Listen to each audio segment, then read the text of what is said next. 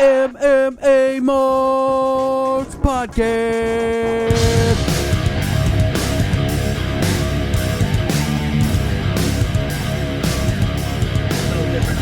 What's up, everybody? I'm gonna do it one more time. How you doing? How you doing? This is your MMA Marks Podcast. I'm your host, Rick. That's Buddy. Like I said, we're right here. We're marking out on all things MMA. I can't wait. UFC 268 is this weekend. Colby Covington versus Kamaru Usman. Oh my God! If it's anything like it was the first time, I cannot wait for this fight. How you doing, bud? What do you got to say? Tell everybody how you doing. All right. Well, first of all, just to give you guys for anybody in the fucking stream that's confused about what the fuck just happened, we just made two small clips. The Colby Covington went on a little longer because Ricky's in his podcast mode, but that happens. But I was confused. I thought we were podcasting for a second. But we made two small clips that we make for YouTube. Make sure you guys go and like it. For those of you that already seen it, you guys don't have to watch it. But subscribe to our YouTube and look out for the little clips. In case you missed the podcast, you can catch us talking about what we think for the main thing. Normally we do that behind the scenes, but since we were running a little late today, this is how we did it. So anyway, we don't have a YouTube link right now. I'll get that in a second. I want to give a big shout out to my stream community who came through with the raid. We got a bunch of guys ready for us. Today, later on, we're going to have a little segment where if you want to get involved, we give you about 5 minutes. You get to talk your talk, especially for those of you in the Fight Pick Championship. Speaking of Fight Pick Championship, we have a few more events to pick on for this season. Right now, it's tied for first between JCGamer and J-Bone. These guys are fucking coming through and putting in great fucking picks every week. I was the even championship belt on the line. JCGamer, we were looking at his pick accuracy on Tapology. It's very, very well done. He's at like 60% accuracy. Mine's like 54. Damn. So watch out for these guys, man. They're coming in here and showing us up. But yeah. So I had a great time watching the fights. I missed some in the middle, but I seen the first couple. I seen the last couple over the weekend. What did you think? I do think that it did, especially since it was free. But I think that it exceeded my expectations. Had low expectations, and I want to say that I was fucking right on the main event, like a son of a bitch. So you're referring to Jan Blachowicz taking on Glover Teixeira, UFC 267. It did exceed my expectations. My favorite fight of the night had to go to Pyote taking on Corey Sandhagen. That fight was off the chain. Could not believe it. I mean, that combo at the end, the left hook to a spinning hook kick and hit every single punch and strike. Oh my God. That hook kick didn't land perfectly. That shit hit the block, bro. Bro. I got it on my Instagram. I saw it. Got it on my Instagram. Go check it out. I synced it. You synced it. Listen. Oh, that fight was awesome. Yeah. Corey Sandhagen never looked better, and Peter Yan just proves that he's the champ. Proved it. How many flying knees did Sandhagen land, bro? A million. Three clean. He landed 3 clean, and still didn't take out Yan. Right? I'm telling you. And Jan Blachowicz. The card was nice. It was great. It was great. I will say there was one hiccup that I want to get to, but holy shit. Okay. We're gonna be debating like a motherfucker on this, I bet, if it's what I think it is. It's not what you think it is. I want to get it out of the way because I know you have a hard on for this shit. Bad reffing. By far, we've seen the worst referee in UFC history. It has to be this guy. Guess what?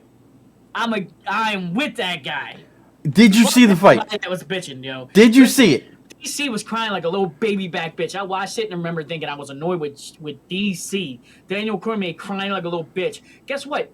he was coming back in that third round after the fact that DC can't believe. He hates the fact that the guy's corner let him come out. He hates the fact that the ref is letting him fight on. Bitch, he came back in the third. So that proves that DC was crying for nothing. Oh, I'm not saying that the guy shouldn't have came back. The guy was, what did they call him? A special forces, something in France military. Like Fuck DC. The guy has been through a lot, and he's not. But what my concern with the ref was, he wasn't watching the fight. If you look at him, he was looking at the fucking ceiling. Did you see him? He's looking at the fucking ceiling when he should be watching the fight. Missed an eye poke completely. Never asked for a doctor to come in and look at the dude's eye. That's fucked up. Two. I remember the eye poke, and I was like, okay, he's fine. But still, you could have a doctor come in and look. I mean, look, we're in Abu Dhabi. We're not in Russia. We're not in Russia, okay? We're in Abu Dhabi. This is the UFC. It's fight to the death or nothing. No. That's in your head. That's on the game. This is UFC. This is UFC. Okay? There's rules. There's a little bit of sportsmanship involved here. Okay? And the referee is there for the safety of the fighter. And in my opinion, he didn't do that at all. And what about this? An accidental groin strike and takes a point immediately? Okay, so like, come on. Because you said he didn't see the eye poke, but he did give him a second for the eye poke. So he already poked homie in the eye, and then he hit him in the balls. Whatever, take a point away. Okay.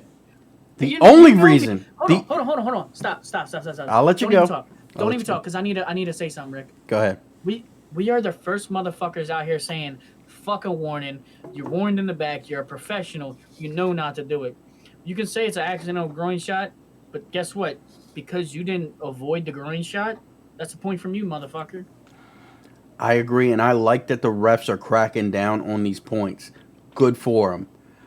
But if you don't won't even warn the dude on an eye poke and then take a point for a groin strike, I mean, it was just so random, and everybody knew it was accidental. At least give him a stern warning first. I'm for one stern warning, then take your points. Good. He didn't even give him a stern warning for the eye poke. My thing is, he wasn't protecting the fighters like he should have been. He wasn't. And then finally, you can't expect the ref to be your protector, honestly. If you expect the ref to take care of you or a fighter, that's not what I'm saying. Then they should not be in that motherfucking octagon. That's not what I'm saying. What I'm saying is the ref is there for fighter safety, and he wasn't performing his duties. I understand that it's the fighter's job to protect themselves at all times. Get that. But you have a referee for a reason, and that's the reason. Listen, I respect the fact that ref let them bang, bro. No. That's all I'm saying. No, I don't respect that at all. Bang. No, because then you only get guys that can only go in the UFC for 10 fights, and then that's it. That's on them. That's not on them. That's not on them. Chimaev is only letting one significant strike land. That's what you need to, if you want to last more than 10 fights, you need to fight like fucking Chimaev. Great, but not everybody's Chimaev. Okay, well then you're only going to last 10 fights. What's the big deal? What do you want? Everybody have a participation fucking award in UFC? That's not what I said. Fuck that. You put words in my mouth. You put words in my mouth, yo. I ain't put words in your mouth yet, but I put a dick in your mouth, all right? Yeah, please get the fuck out of here with your stupid ass shit. But anyway, look, I just want to get that out of the way. This ref should never ref another fight, and thank God he won't. Look, I appreciate the Yamasaki vibes. It was nostalgic to watch that ref. And you can't be mad at that ref. I am very mad at that ref. Very, like he did a disservice to all referees and to the UFC. And the fight we're discussing was Zaleski dos Santos, the Capoeira guy, taking on Benoit Saint Denis. And honestly, like, dude was getting fucked up the whole time, right? It was his debut fight. Benoit was getting fucked up the whole time, like, honestly. Yeah. But he kind of came back in the third, bro. He was He was what people were trying to say was homie was too tough for his own good. And I Okay, agree. because he was straight taking an ass whipping. I But then agree. in the same sense, we watch somebody like, and you might say, "Oh, I think I agree with that stoppage," but a lot of us don't. Think about Sean Paper Hands O'Malley, bro, and Chris Montano. We all Dude. said, "Fuck that." The ref should not have stopped that. Dude. So it's like these refs are damned if you do, damned if you don't. No. No, there's a line. And you got to know the line. And that Well, line was horrible. That dude was on Dream Street in the second round. Did you see how he was not even Saint what's his Denis? name? What's his name? That's my new favorite ref. Yeah, good luck pronouncing his name. Okay, I tried to do it phonetically, and I'm gonna tear it apart. It's All right, well, Vakalov Kesenlov. that's the best ref ever. I'd rather him ref the main event for Saturday than fucking Mark Goddard, and I promise you that. Oh, Promise you that. I don't want Mark Goddard. I want Jason Herzog to do it, but it is what it is. If I got to choose the ref, okay, if I get to choose the ref that refs the main event for Saturday, who do I choose? Fuck it, give me the bald black dude, Mark something. Mark Smith. Yeah, he's pretty fucking down the line. Yeah, yeah. I'll take Mark Smith. Jason could do good, and I mean if we can just pick anybody, Yeah. give me Chael Sonnen. That. hey, I'm That's all. the best referee, I'm- Chael Sonnen. I'm all for. Former fighters being refs. That would be great. Right. That would be great. So did you see the first couple fights at all? I did. I went back and watched them all actually. Okay, so So- the first fight.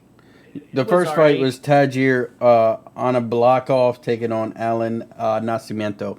Now, I want to get into an argument with you that you're probably going to win. Okay? Okay, So, I win all arguments, homie. Nascimento Okay. was extremely active on the bottom.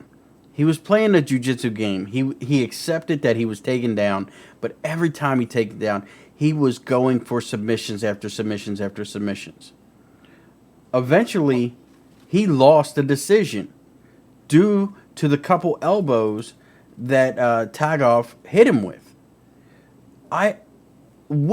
What's your take, and why do you think it's this way that submission attempts from the bottom are not are point getters or not point getters for the judges?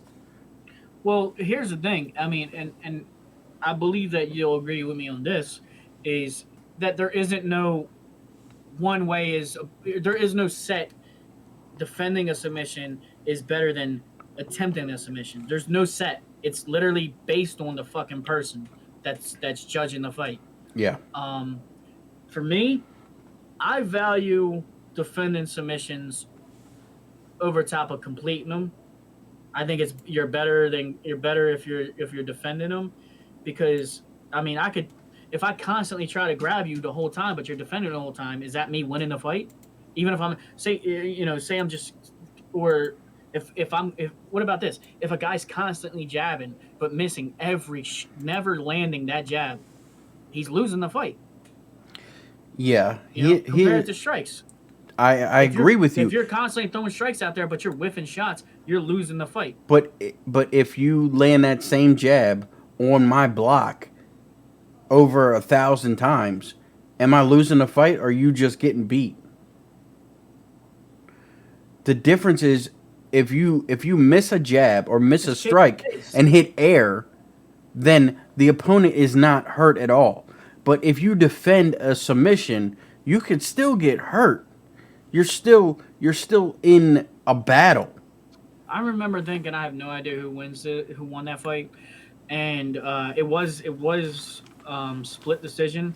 And isn't that guy Tagir, like, does he run with fucking Khabib in them? Yeah, he does. So that's I remember thinking it was close to a draw, I felt like, and I think that Khabib's boy just got the bump. I think you're right, but it just bugged me that it seems like these submission attempts don't get counted as well as like an elbow from the top. Like it takes 3 submission attempts to equal 1 elbow. It just, I don't know. I think it should be there should be some type of point system involved, like something. Well, it's okay. So think of it this way. First of all, most judges are probably not going to be a big fucking grappler, And that's a problem. Someone might be, but but to the average eye, to somebody that's never watched anything, somebody grabbing a hold of somebody, it just looks like they're trying to stop him from getting the shit kicked out of him. Yes. Right? So that's probably what it looks like when it looks like they're grabbing them and shit, and it might not look like they're trying to choke them out, might not look like they're trying to manipulate a joint, make them tap. Yeah. It might just look like they're trying to avoid getting the shit kicked out of them on the ground. And also, striking shows way more damage. You're not going to show much damage, maybe some redness around your throat if they fucking got you in a decent deep choke. Or Frank Mir, you'll fucking have half your arm. Or half a leg. That the fight stops at that point. There's no judgment. I'm just saying. I'm talking about close fucking submissions. We're talking about attempts that got escaped. Remember? Yeah, I understand that. But this is the damage. You don't wear damage like you would in a strike. That's another reason why striking for decisions is better, in my opinion. I kind of agree. But I just wish there was... And I'm not talking about just straight up stand and bang. I'm talking about striking on the ground as well. Yeah, I agree. I agree. I just want, those submission attempts to be accounted for at least. And to the untrained eye, it goes unnoticed. And it shouldn't. It shouldn't. They should do a better job of highlighting it. But yeah. Before we move on, because it kind of has something to do with what we're talking about, I'm going to do a shameless plug on my own shit, though. Shit. Go ahead. This is our podcast. So, in my stream lately, Ricky, you might have noticed we've been doing simulated fights, and each, like, certain members of the community, like subs and stuff, people that are, like, there and, like, members, they get their own creative fighter on my account. Yep. And then they get to choose whose AI they use. Yeah. And they have different AIs, and they have different move sets, and so you get to customize character as any way you want. And I recently made my personal character, Brian Badunde, that I made. I made him. I went back to my roots of when I first started playing the game, and I made him a wrestler dominator with I can't remember what AI, but I want to say it's like just a wrestler AI. It's like a basic wrestler AI, because they have some basic AIs, and then you could say like I want Nate Diaz, I want Frankie Edgar's AI, but I like to fuck around and choose the basic ones. And when you go and in the game, I think it's a very stable AI to choose, a stable build if you have a wrestler, because they're going to win a lot of decisions. They're going to stay in the dominant positions and hitting their opponent from the ground and pound and stuff. And you know what I mean? Yeah. But some AIs are really good. Like we got one that's really fun to watch is Jimmy T's AI. He's got a fucking... It looks just like Jimmy T in a way. Straight redneck, corn-fed. Hell yeah, you know. And he's got the Nate Diaz posture, so he's got that swagger like Nate Diaz. He's got that Jimmy T confidence. He's got that boxer pressure, which like a Nate Diaz style. Yeah. He's got the move set for a boxer pressure, and then for AI, just to mix it up, he's Masvidal. So he's got that fucking that killer instinct out of nowhere, flying knee or something. You know what I mean? Like he's got that big move ability as well. Yeah. And he does pretty good. But if you guys want to be involved with that, you think you have a cool build, check me out, twitch.tv/MMA_marks. We do the first big events Thursday night, and it's going to be Thursday night, and it's going to be Butch. What was his name? Butch Brunson is the champ. We did a tournament, but we're going to have a whole card. And if you want to be involved in that, definitely check me out. Check out the content. It's really, really fun. We get crazy in the commentary booth. It's a bunch of community members jumping in there for the commentary, and we all just fucking go ham. Hell yeah, and that's Thursday night on the MMA March channel. But you can come in any night. We're always doing something, bro. Fuck yeah. Every night. You know what I mean? I might take a Saturday off for the fights, but that's about it. All right, now moving on to the next newer fighter. So we have Andre Petrosky taking on Yazong Hu, or Yazong Ho, whatever his name is. I'll just call him Hu, but Hu. You want me to give my little quick breakdown? Absolutely, I want to hear it. Before I give mine, I want to hear yours. I like this fight. I think that this guy Hu is a tough son of a bitch, but he eats a lot of shot. Think of Shane Burgos, but not as fucking tough. I mean, he was getting fucking bombs landed on him, and he was standing. Kind of that like, Korean zombie mentality. Yeah, but I felt like he was getting the shit kicked out of him and then eventually just got subbed or whatever. But, I mean, to me, it was like Petrosky's fucking fight, bro. I mean, there was a little bit coming back, but what do you think overall? Me, personally, my breakdown is this. Petrosky needs to work on his cardio and his pace. Not so much that, like, he needs to go back Stop looking for the finish, is what you're saying, and that's what he was doing. He was loading up from the jump. But I like that, yo. That's why I was like, yo, I like it. He's just throwing bombs, but they were landing. I get that. But after finish and just fight, you know what I mean? I know what you're saying. Everybody has a number, okay? You can only take but so many hits, and you can only throw but so many punches, and you need to find that number. If it's 5, it's 5. It's 10, it's 10. But stop at that number. Stop loading up. You gotta set up and use your footwork and use the jab a little bit better. If he did that, combined with his submission game and his wrestling, he's gonna be one hell of a handful for this division. But like you said, Hu is just a lot tougher than he is good. I think Hu needs to learn a defense. If it's blocking, if it's avoidance, if it's footwork, if it's countering, he needs to learn something, because that chin is not going to last him his whole career. It's just not. He's taking bombs, he's getting put on his back, and he's getting choked out. And that's exactly what happened here. In the third round, Petrosky takes him down and finally submits him after multiple different submissions. He finally comes in with an arm triangle in the third and gets the job done. So Petrosky does come out on top, big dog, and moving on. I want to say that I do like this guy. He's on my radar as a newcomer, kind of. You know, he's kind of new. And I bet you we see him gain some patience. I think that's what everybody, like JC was also criticizing. We're all saying the same thing, but just saying it differently. Yeah. Is sometimes Petrosky only goes for the finish in a way. Yeah. I mean, JC was saying he needs to fucking basically wait for a great opportunity for the sub. He goes for too many subs. It's all has to do with patience. And I think that we'll see that in the next fight. He's gonna get challenged probably. Yeah. So he got a fucking what do they call that, a slow ball or whatever. He got the setup. He didn't knock it out of the park, but he did pretty well. So I think that they're gonna give him a little bit harder competition next. If I was his coach, see that patience. I would definitely give him a guy that tests his patience and that avoids him. A vet. He needs a guy that's very comfortable in there. He needs a guy with great footwork. If he got somebody that has experience. Yes, and then it will push him to where he needs to go, because he's a good fighter. The MMA Marks podcast, we have enough of a community that we can push him, dude. Fucking right. we do. I agree. I love the community we have here. But moving on. Marquand Amir Khani taking on Lerone Murphy. You know I wanted to. It was so early though, but I wanted to just cuss you out just because you know how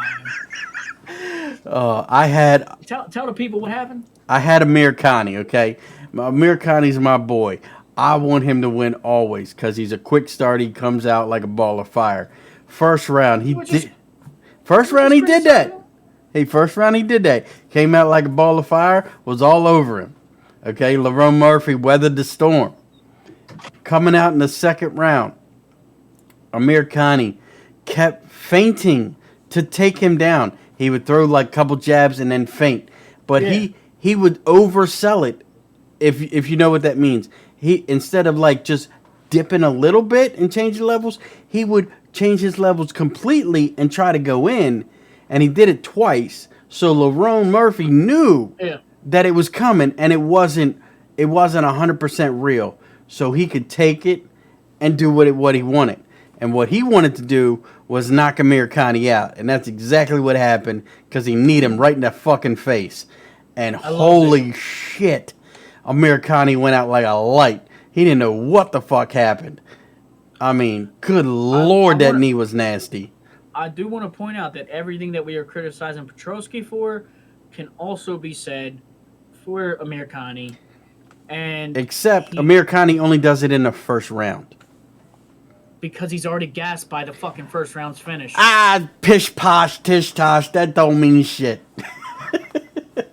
Honestly, like, I'm not a big fan of Amirkhani. I think that he's kind of cool when he gets, like, he had that one moment. That's about it. I'm off that fucking train. Amirkhani's just a stepping stone in that division at this point. Damn. I kind of am starting to agree with you. As much as I hate to admit it, I'm starting to agree with you. That knee was so nasty. Knocked him in the next week. Holy shit, he was out cold. So Lerone Murphy KO in round 2 was great.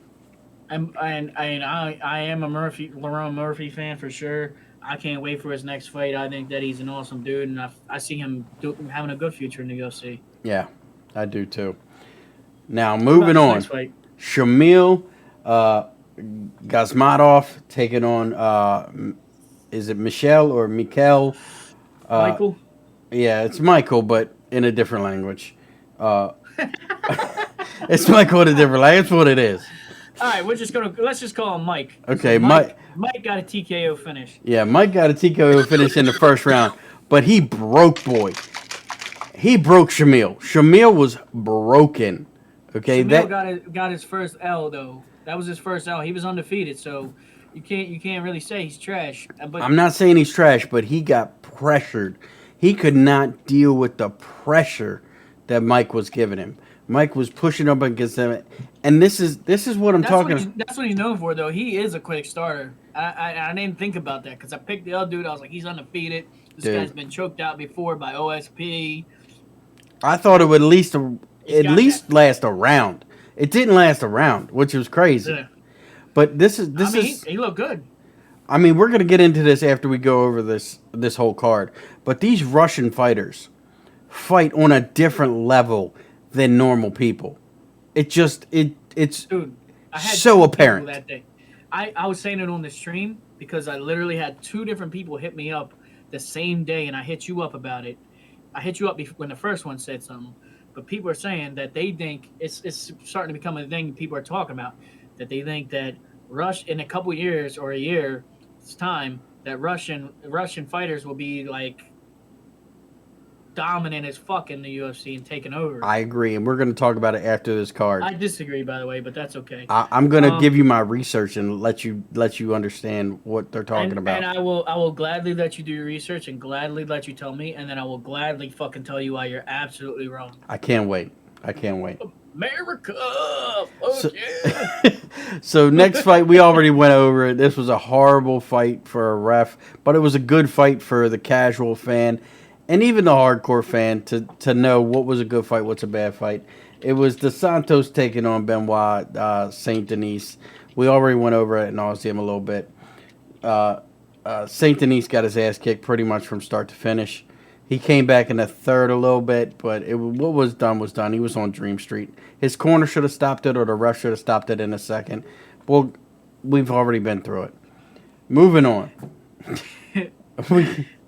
So the guy was Polish. Potato! But the fact that he's from over that way in the like European scene, that's what made us think about it. Potato. I don't know if we were exactly referencing him being Russian, but potato, Polish, Russish. He's French. we're talking about the Michael guy. Oh, Olazuzaku or something like that. Yeah, he's Polish. I'm sorry, he was Polish. But he's still. But the fact that he's from on that side of the world, like European stuff, that's what made us think about the Russian stuff. Yeah. Now, what about this next fight? I missed the next couple. Okay, so I missed these next two, but Are you fucking kidding me? We both missed these I two? missed these two. I'm sorry, I had other shit. So I missed them too. Albert Duvernay taking on Roman Kropolov. Got the decision. Yeah, Albert wins. He get decision. I'll be honest with you, I did not see the fight. I can't. All right. Moving on. Ricardo Ramos taking on Zabir. Zabir won via decision. I did not see the fight. Sorry, and neither did Buddy. Okay, moving. Did you see the Amanda Hebus fight? I did see Amanda Hebus fight. Now I did not. Now Amanda Hebus and Vera. What is it? Jandiroba. Is that how you say it? Jandiroba? I think it's pronounced Rob Schneider. Good point. Okay. We all understand. We all understand. Thanks for the correction. So Amanda Hebus came out like she was in boxing camp, just boxing the shit out of Jandiroba, and for some reason Jandiroba was playing that game and losing badly. That's because it looked like going into this fight she would probably have the upper hand with the striking, I believe. No, she probably thought she would. I thought it would be the other way around, where Jandiroba would take her down and wrestle her, because Jandiroba has got a great grappling game and a great submission game, but that just wasn't the case here. So Amanda Hebes got taken down, but then reversed a lot of shit, stood back up, beat her at her own game, would get taken down, and then would originally stand up and just outstrike her. So she comes away with the decision over Jandiroba by, I want to say experience. It looked like experience, but these ladies are both at the same level of experience. So I don't know what it was, and she did get dropped. You're right. She did get dropped in the first, but then she won the next two. JCGamer, you are completely correct. But Amanda Hebes comes out on top on this one, and she did it beautifully. She got back on track after that was she got back on track? On track. Excuse me, on track. Oh shit. My boy Trap got a little action last night. Hey, I'm sorry. As you can see, my cup is empty. I'm a little slurge. But all right, so what about my boy Magomedov Ankalev? It looked like he, once he realized the finish wasn't coming, he just coasted and got safe with it. Ozdemir was coming for his head. He was, like you said, Petrosky was looking for the finish. Ozdemir would do a combo and look for the finish. But Ankalev is too powerful. He's on another level with the power in 205. Do you agree that he kind of coasted or no? I agree he coasted in the third. But the first and the second, he was looking to finish him. Yeah. He knew that he couldn't finish him by knocking him out, but he was cutting him up. I was a little disappointed in his performance, He dropped him in the first. He dropped him in the second, cut him in the second. He was looking for the finish. Ankalev was definitely the better striker. Ozdemir was just trying to play his game and didn't succeed. And in the third round, Ankalev knew that he won 2 of those rounds, so he coasted. And Ankalev comes out decision victory. Now I just meant like my hype for Ankalev kind of is falling off because I feel like he needs to get another good fucking barn burner going. He's playing it safe, but he needs a guy to push him. He's not risking it enough for me to stay on that hype train, is what I'm saying. Yeah. No. Oh, I'm sorry. He didn't drop him in a second, but he did cut him in a second pretty damn good with that left hook. That left hooker nasty from Ankalev. But now go ahead. Cosman, I did not see this fight. So oh my exactly God. How this happened. So if you've seen a highlight, you've seen the whole fight. So Kazmat Shamaev taking on Li Jingling, the Leech. So Jingling. Jingling. So Lee comes out and tries to punch him, and Hazmat immediately ducks under, changes level, scoops him in a double leg, takes his back, picks him up, and walks him to Dana White as he's talking shit. Like, Dana, look what I'm doing to your boy. Check this out. Here it comes. Slams him on the ground, tries to take his back for another, say, 40 seconds. Then gets his back, flattens him out, tries to choke him with the right side, couldn't get the right side, Lee fought the choke, switched sides to the left side, gets the choke, and not only gets it, but puts him to sleep. Lee did not tap, he went out. But it was that fast. I will say it was that fast. And what happens afterwards is a little funny to me. Tell me. So, Chimaev gets on the interview with DC. And DC's like, what do you have next? And Chimaev's response is, I kill everybody. I'm number one gangster. Allah Akbar. I kill everyone. Yeah, and I heard that he said he would kill Usman, which kind of makes it exciting, you know? It does make it exciting. So my question to you is, we'll get it over with. Hold on. Let's address this, because this is always a funny part for us. Okay. It's almost like... It's harassment. No, but it's almost like a thing that we've been doing since we started this podcast. We gave up on trying to really pronounce a name. Oh, yeah. Sometimes we literally just give them nicknames. Like, we know it's not Jingling. But that Lee Jingling is Jingling to us. It's Zhang Liang, but sometimes I say I call him hazmat. Like it's a hazmat suit. You know what I mean? I agree. I know, and we all know who you're talking about. Everybody knows who you're talking about. It's like somebody saying Habib and Khabib or whatever. Like, bro, I'll say it. Fucking. Basically, we almost is like it's a joke, but also we suck at it anyway. Yeah, so what? We're just embracing that we suck at pronouncing names, and sometimes it's intentional, sometimes it's not. Yeah. We just talked about Russian fighters when it was a Polish fighter. Yep. hey, we don't go for accuracy, but we do get it right though. So. Nah, you're good. You're good, Steven. Okay. So while we're on Chimaev, who is his next fight? Who do you want to see him fight next? Well, I just love that he keeps proving himself when he gets these. Every time it's like a new guy. But I think that they should give Neil Magny the fight. He's probably gonna skip Neil Magny, but Neil Magny wants that fight bad, bro. I say give him it. Okay. Let's see if Neil Magny has the experience that we all think he might have. You know what I mean? Right. So I'll give you 3 names, and I want you to tell me who's gonna get the fight. hold on, let me say this real quick before you go. Tony Montana's answer in the chat said Jones. I'd fucking pay to see that so I would bad. so pay to see that. Street fight, bro. No rules. No rules at all. Chimaev would destroy that motherfucker.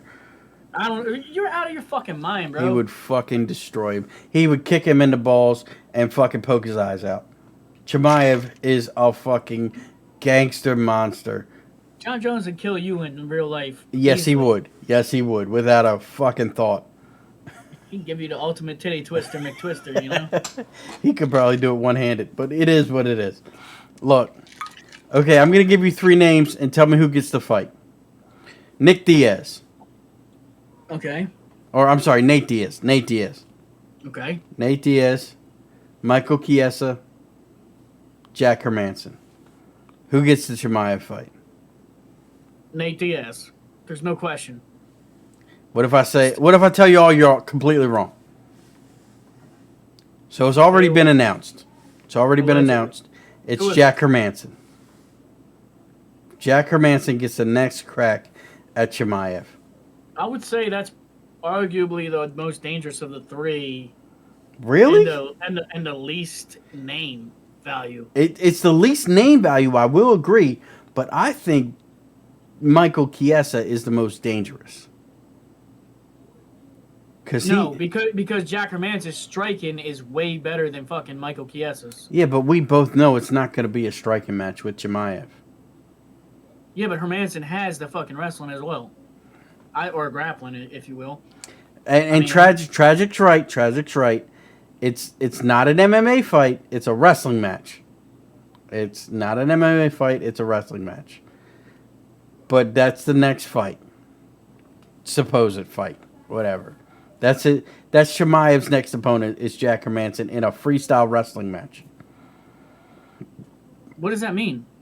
In UFC, they're doing a wrestling match? I don't know where it's going to be done. Tragic, do you know where it's going to be done? You had me thinking it was MMA, you fucking chode. Come on, man. I had to troll you a little bit. That's like saying, oh, yeah, Hermansson, and he's got the next fight. He's fucking arm wrestling him. Who gives a fuck? I'm just saying. It's in Sweden, okay. Yeah, I don't give two fucks about that. That means nothing. So you think he should get Diaz in a fight? Listen here, like that's like saying I'll fight you, but in a boxing match. Unless it's MMA, I don't give a fuck about it. You tried to fight me in a boxing match. Remember that? Didn't work out too well. If you come to Florida, I'll fucking box you. And you will lose. That shit. You will lose again. I'll do it for the fucking clout. You will lose for the clout. It's okay. That was how long ago? I don't know. How old were you? 15, 16? I was 16. 16? Yeah, I was 20. That's a long ass time ago, man. This is like the Robbie Lawler Nick Diaz fucking fight. Yeah. Looks like the tide's eternal, man. Yeah, you're getting healthy, and I'm getting. This is Tito Ortiz taking on Chuck Liddell in the last time. You boxed me for a Klondike bar. Look, you old as shit, Ricky. Yeah, I'm old as shit, but I still. Hey, what's the saying? I'm not as good as I once was, but I'm as good once as I ever was. I'll tell you that right now. Yo, why are you quoting country songs? That you know country songs, and you're sitting there telling me. Hey, I'm happy. I'm happy that you know the song.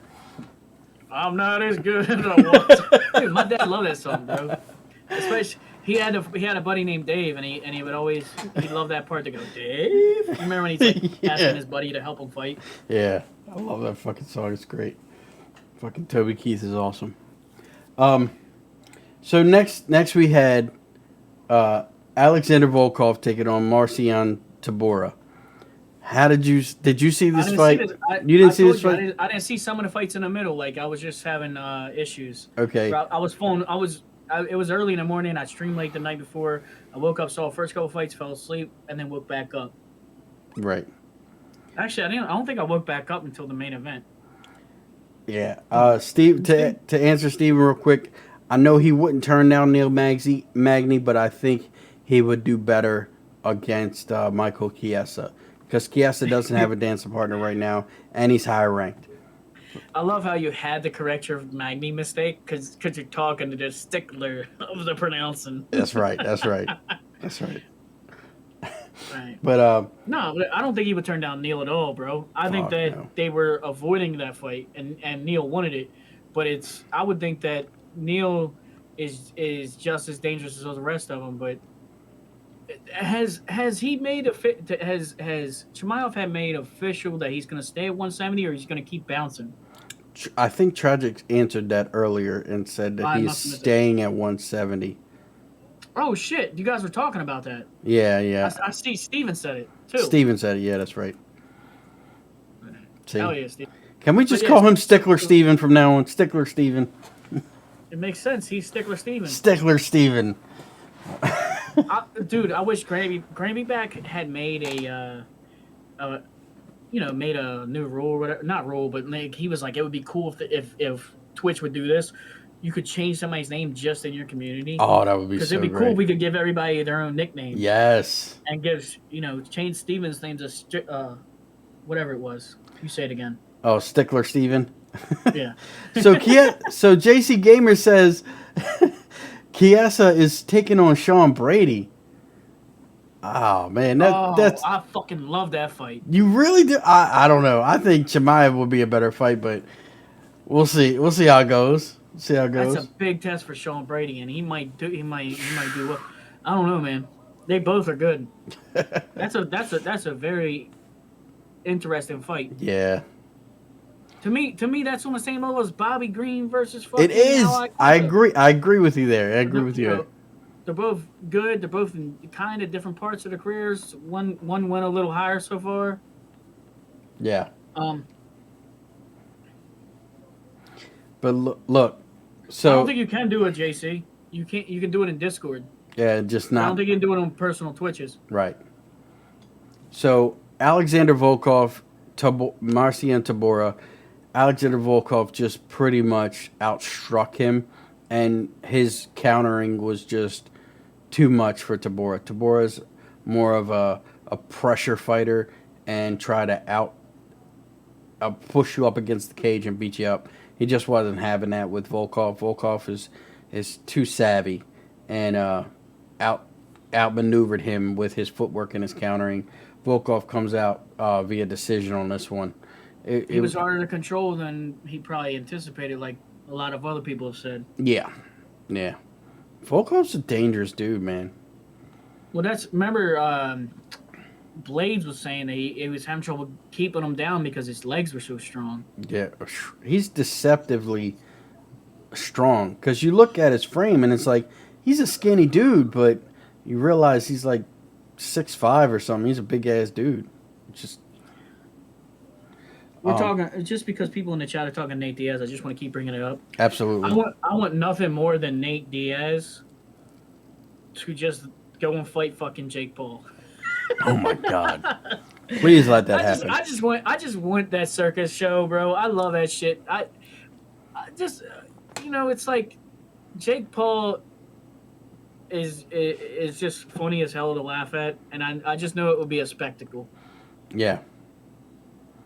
Oh, Volkov is 6'7". He's a huge motherfucker. I'm sorry. I didn't want to get it right. I thought I was gonna say 6'9", but I knew I was off. So, but 6'9", your other favorite rapper, next to Jake Paul. Yeah, that's right. 6'9", Takashi or whatever. Yeah, that's right. Straight snitching. So the next fight was surprising. It really surprised me. Islam Makhachev taking on Dan Hooker. Did you see this fight? No. That I woke up at the Peter Yan versus Corey Sandhagen fight. That's exactly when I woke up. Holy shit. Islam Makhachev demolished Dan Hooker. Just demolished him. Took him down in the side control, stepped over him, got him in a Kimura, and damn near broke his arm. I mean, it was just in that many steps, that fast. Dan Hooker could do nothing but just get beat. It was unbelievable. If you've seen Dan Hooker, or I'm sorry, if you haven't seen Dan Hooker fight and then seen this, you would think Dan Hooker was a scrub. And we know that that couldn't be further from the truth. Islam Makhachev is a fucking problem in the lightweight division. God help him when he goes against Charles Oliveira. But wouldn't you agree that Hooker doesn't really take too many negative points away from this because he was like kind of a semi last minute replacement? No, I would say he don't take. I wouldn't take much away from him on that. I mean, obviously he's not. I mean, Makhachev's shown that he's a way better fighter and he deserves to be at the top more than fucking Hooker does. 100% on that one. But I still wouldn't take much away from. I wouldn't take much away from Hooker on that one. I don't think his stock goes down too much. I think it does. Just in the fashion that he got beat and how badly he got beat, it was something to question. Like, what the fuck happened to Hooker? Like, I at least wanted them to like go back and forth for a round. This was a thing of beauty to watch. Him take him down, put him in a Kimura, and just went to school on him. Like what was a worse L, Makhachev or Chandler? Makhachev. Really. Because you would say because he got caught, or I would say because Chandler caught him. Makhachev dismantled him. He took him down and overtook him physically, mentally, and took his arm. So I would say Chandler caught him with his speed, but Makhachev broke him. Like, yeah, but so for me, I actually feel the opposite because I feel like if I'm just thinking about which L is worse for his like his image or whatever. Yeah. I mean, Dan Hooker's known as the kickboxer. You know, like he's a kickboxer and everything. Yeah. And he got knocked the fuck out by Chandler. Yeah, And but then if you watch that whatever, fight, not knocked the fuck out, but kind of whatever. And then he got out grappled by a fucking lifelong grappler. I feel like that doesn't, you don't take that much away from him because he's like mostly a kickboxer base. yeah, but if you look at both fights as a casual, not a hardcore fan, and you don't know any of the fighters, you could be like, "Oh, that guy got caught," and then you look at the Islam fight and you're like, "That guy got whooped." There's a big difference of just getting caught by a good right hand and then getting taken down and systematically destroyed. It looked like it had remnants of Gaethje Khabib. That's how well Islam wrestled. I chalk this up like somebody getting fucking rear naked choked by Damian Maya. You know what I mean? It's like you gotta expect that.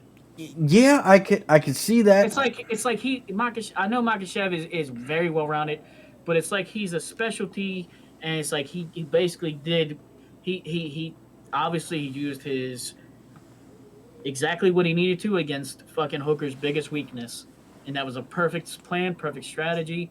But like I said, that's like Damian Maya catching somebody with a choke. I mean, it's not like he just fucking out kickboxed him or something, like, you know what I mean? It ain't like he fucking, I don't know. I'm just saying that it's not like he got beat at his own fucking game. Okay, I can see where you say that, but I want you to go back and watch it, and you tell Cheers, me. everybody. And you tell me. But next fight was probably my favorite fight of the whole evening. It's Pyote Jan taking on Corey Sandhagen. And if you like a technical battle, if you like a brawl, if you like a striking match, this was the fight to fucking watch. Holy shit. Yeah, From bro. start to finish. So remember, I was telling you, so I fell asleep and I woke up, watched the first couple fights in the bedroom, fell asleep, woke up, came to the office, and me and fucking Backlog was watching the fights on the big screen in the office, and we was screaming watching this fight. We was fucking going off, dude. I love that fight. Sandhagen did way better than I anticipated. He looked great. Jan it played out like I thought it would. Honestly, I mean, I don't know if you remember, but I said Sandhagen's awesome. He's a rangy fighter. He's really good at like just doing those like quick fucking flying knees and shit. You know, I said, and then I said, but Jan's just more solid, and I think that he's just gonna fucking win the fight with the decision. I mean, I was surprised that he was able to eat those fucking knees the way he did, though. I Oh. mean, he's got a motherfucking chin on him. Whoo! Does he ever? Good lord, dude. Jan, like they were saying, he took the first round off. Corey Sandhagen was on top, came out on top on the first round. He outstruck him. Could switching the stance switching from Corey Sandhagen in this fight is way better than Israel Adesanya. Like, it's that good. It's on that level.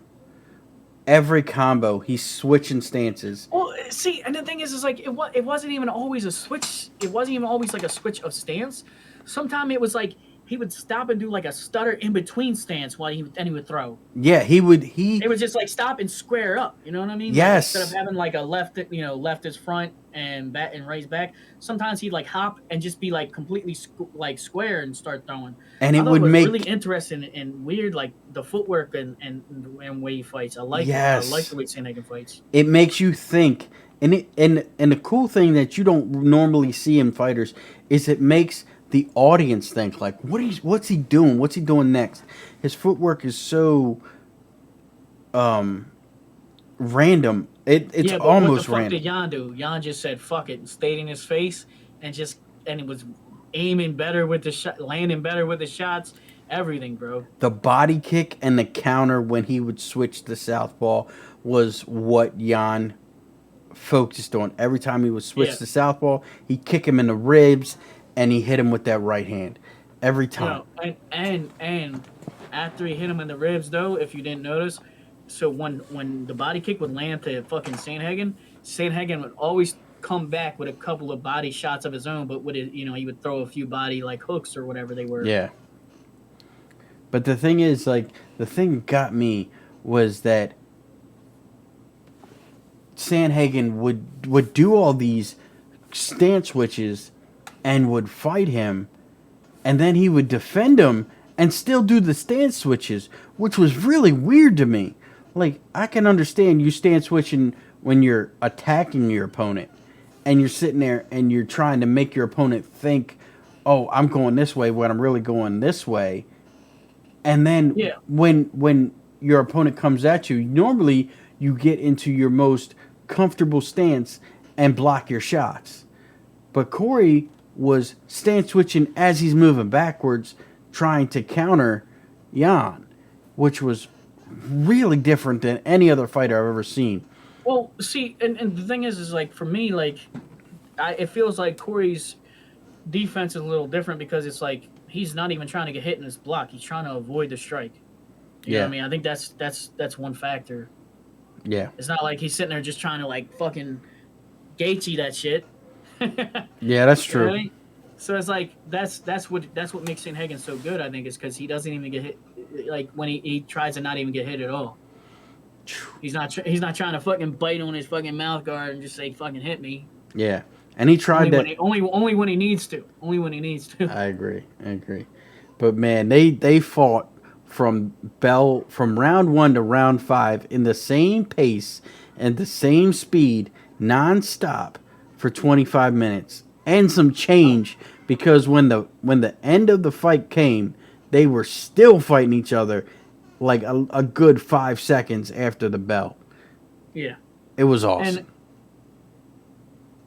Sorry, what? I said it was awesome. It was an awesome fight. Oh, hell yeah. And Steven's making a point, and J Pop in the chat, they talking about the reach. And that's the thing, like, he did use his reach very well. The size difference just looked significant. He does look a lot bigger, and he did use he was rangy, and that's what he does. I mean, he's a rangy motherfucker. Yes, he is. You know? Yes, he is. Moving on to the most inspirational fight, I think, of the night. Jan Blachowicz taking on Glover Teixeira. Glover Teixeira, 42 years old, coming to chase his dream down and get it finally after all these years. Beats Jan Blachowicz, second round submission, makes it look pretty easy. I don't know how you felt, but it felt like Glover out-wrestled him almost immediately and had a game plan and kept it to a T. Look, one thing Backlog called right away when he saw it, he said, he's fucking him up. Glover went right out there and got right in his face. And I want to just give Stickler Steve a little shout out by saying Jan Blachowicz. I know that's probably fucking making him cringe, just me saying some fucked up shit like that. Anyway, my boy, fucking literally, and the thing is like I on the podcast episode, yeah, I said I wanted a submission from Glover, but I thought he was going to get the TKO victory because I said he's going to use his toughness. Glover's not going to get right in his face and not worry about the fucking knockout. He's just going to get. I said that's one of his best attributes, and the next day on my stream, I'm talking to people, and I said, you know what? I do think fucking Glover's going to get the submission. And on the Fight Pick Championship and on Tapology, I picked the submission in the third round. I was off by a round, but the fight went exactly like I had said. I fucking predicted that shit, you motherfucker. Man, I thought Jan was going to come out with more strikes. Yeah, JC saying Jan looked off. I had other people like in the gym that they were talking to me, telling me Jan didn't look himself.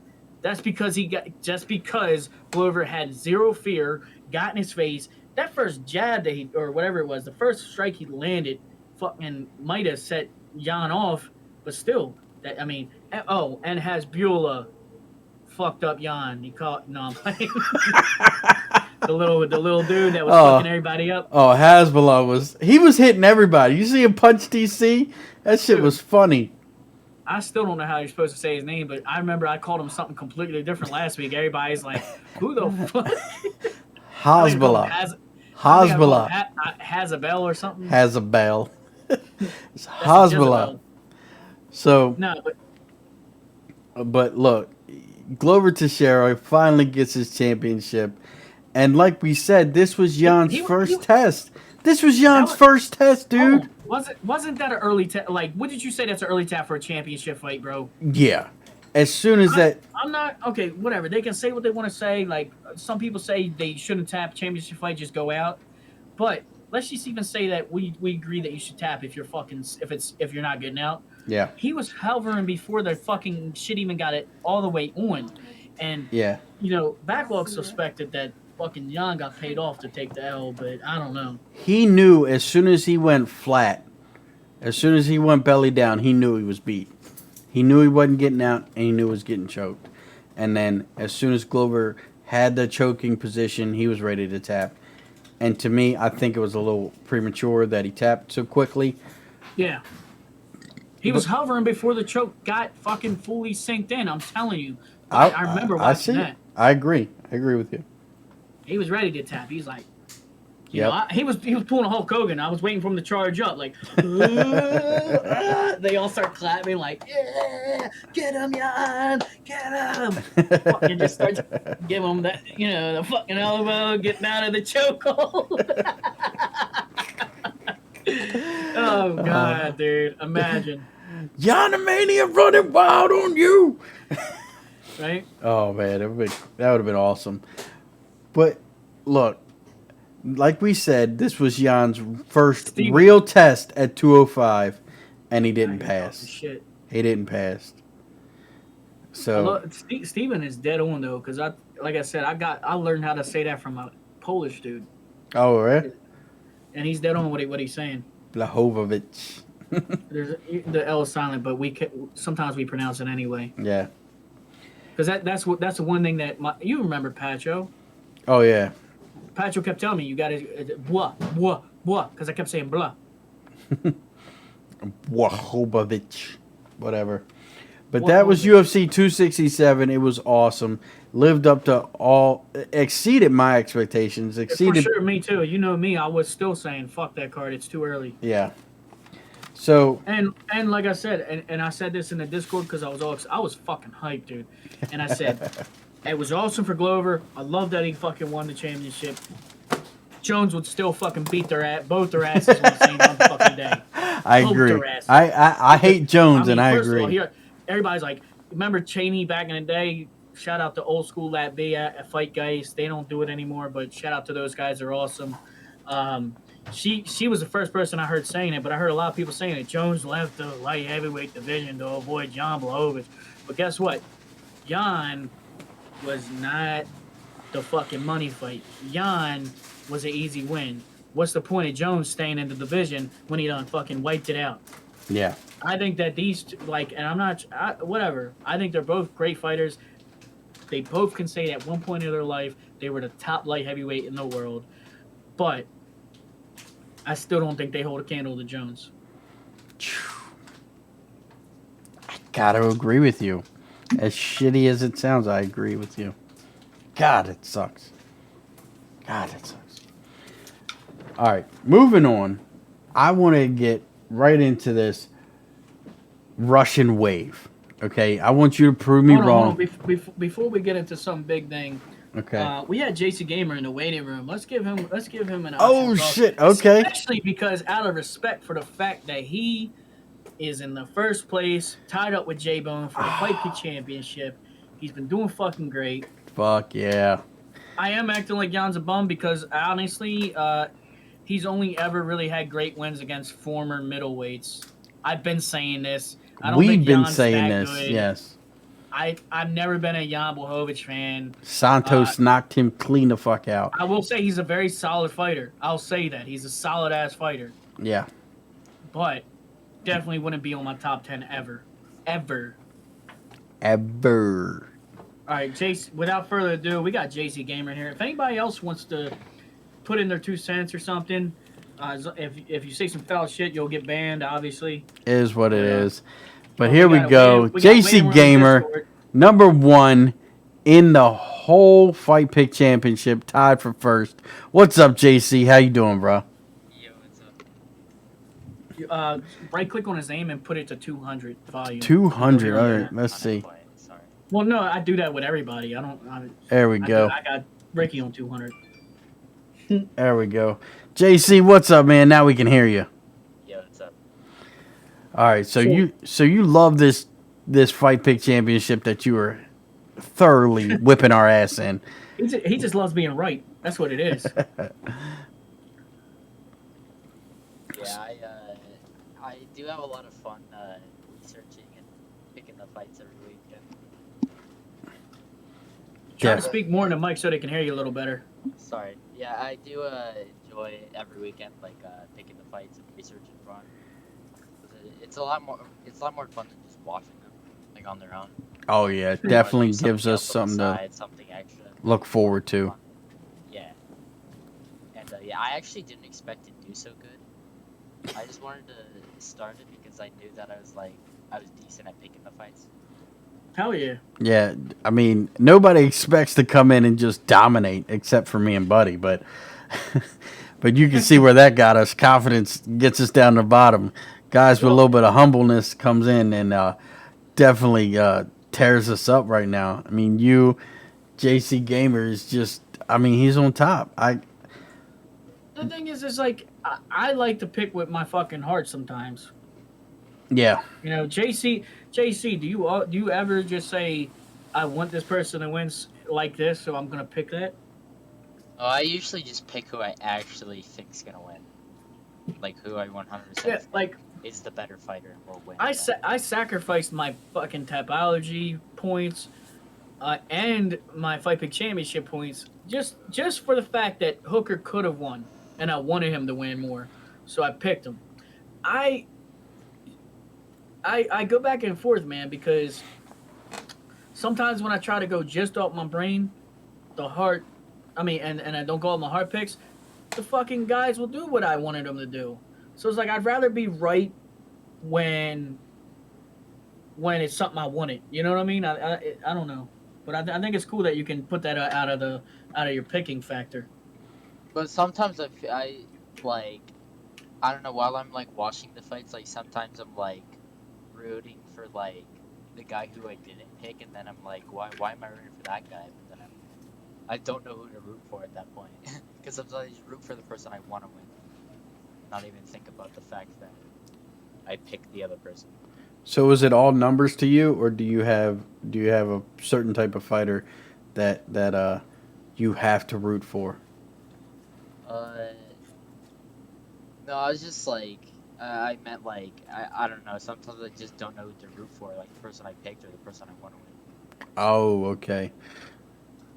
And JCGamer is somebody from my stream community. We play UFC together sometimes, and he's got a character on my fucking my new league, the AI versus AI league. It's really fun. So give us your pick. Who's your top 3 fighters, by the way? Give us that too. Top 3 fighters, like. Yeah, so people can kind of get to know you a little bit here. Well, first of all, one of my favorites is Justin Gaethje. Gaethje, okay. Oh, this is a hard question. Oh, come I'd say, on. Rafael Fiziev. Fiziev, yeah. Yeah, definitely one of my favorites. That Matrix lean back is on point. Who? Rafael Fiziev. Oh, yeah. I love watching him fight. I'm not a huge fan of his, but I like his style. Who's your third?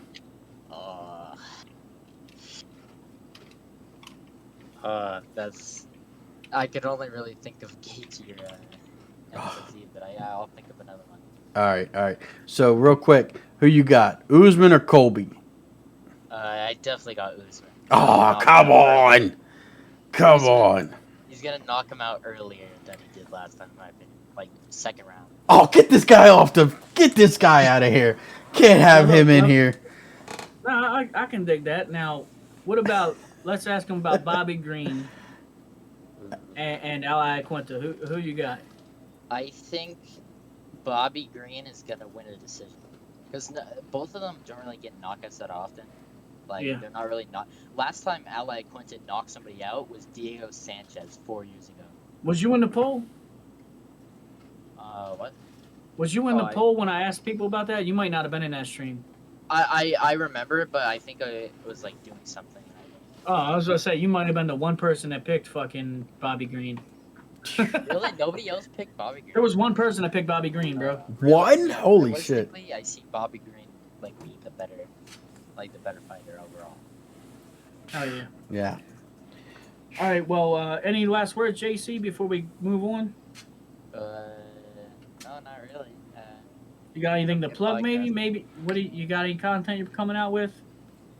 No, not really. All right. Well, go by the MMA Marks stream and watch JCGamer's character do well in the simulated fights. He's the biggest jobber in there, though. Yeah, go follow Marks. Hell yeah, JC. Well, nice talking to you, and I hope you win the belt. If it ain't gonna be me, I hope it's somebody I like. All right, JC. All right, thank you. See you guys. Have a good one. All right. And yeah, not JC.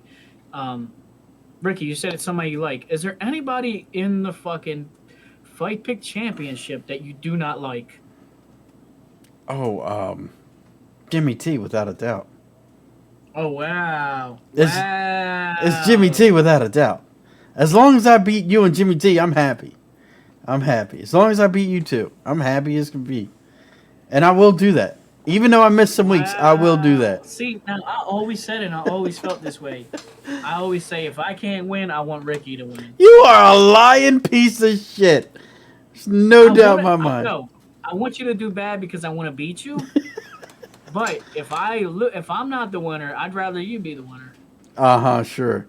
Okay, you don't have to blame me. I've said it before and I say it all the time. I don't blame you. I just know you're lying. All right, what about these Russian fighters? Everybody's been asking. Okay.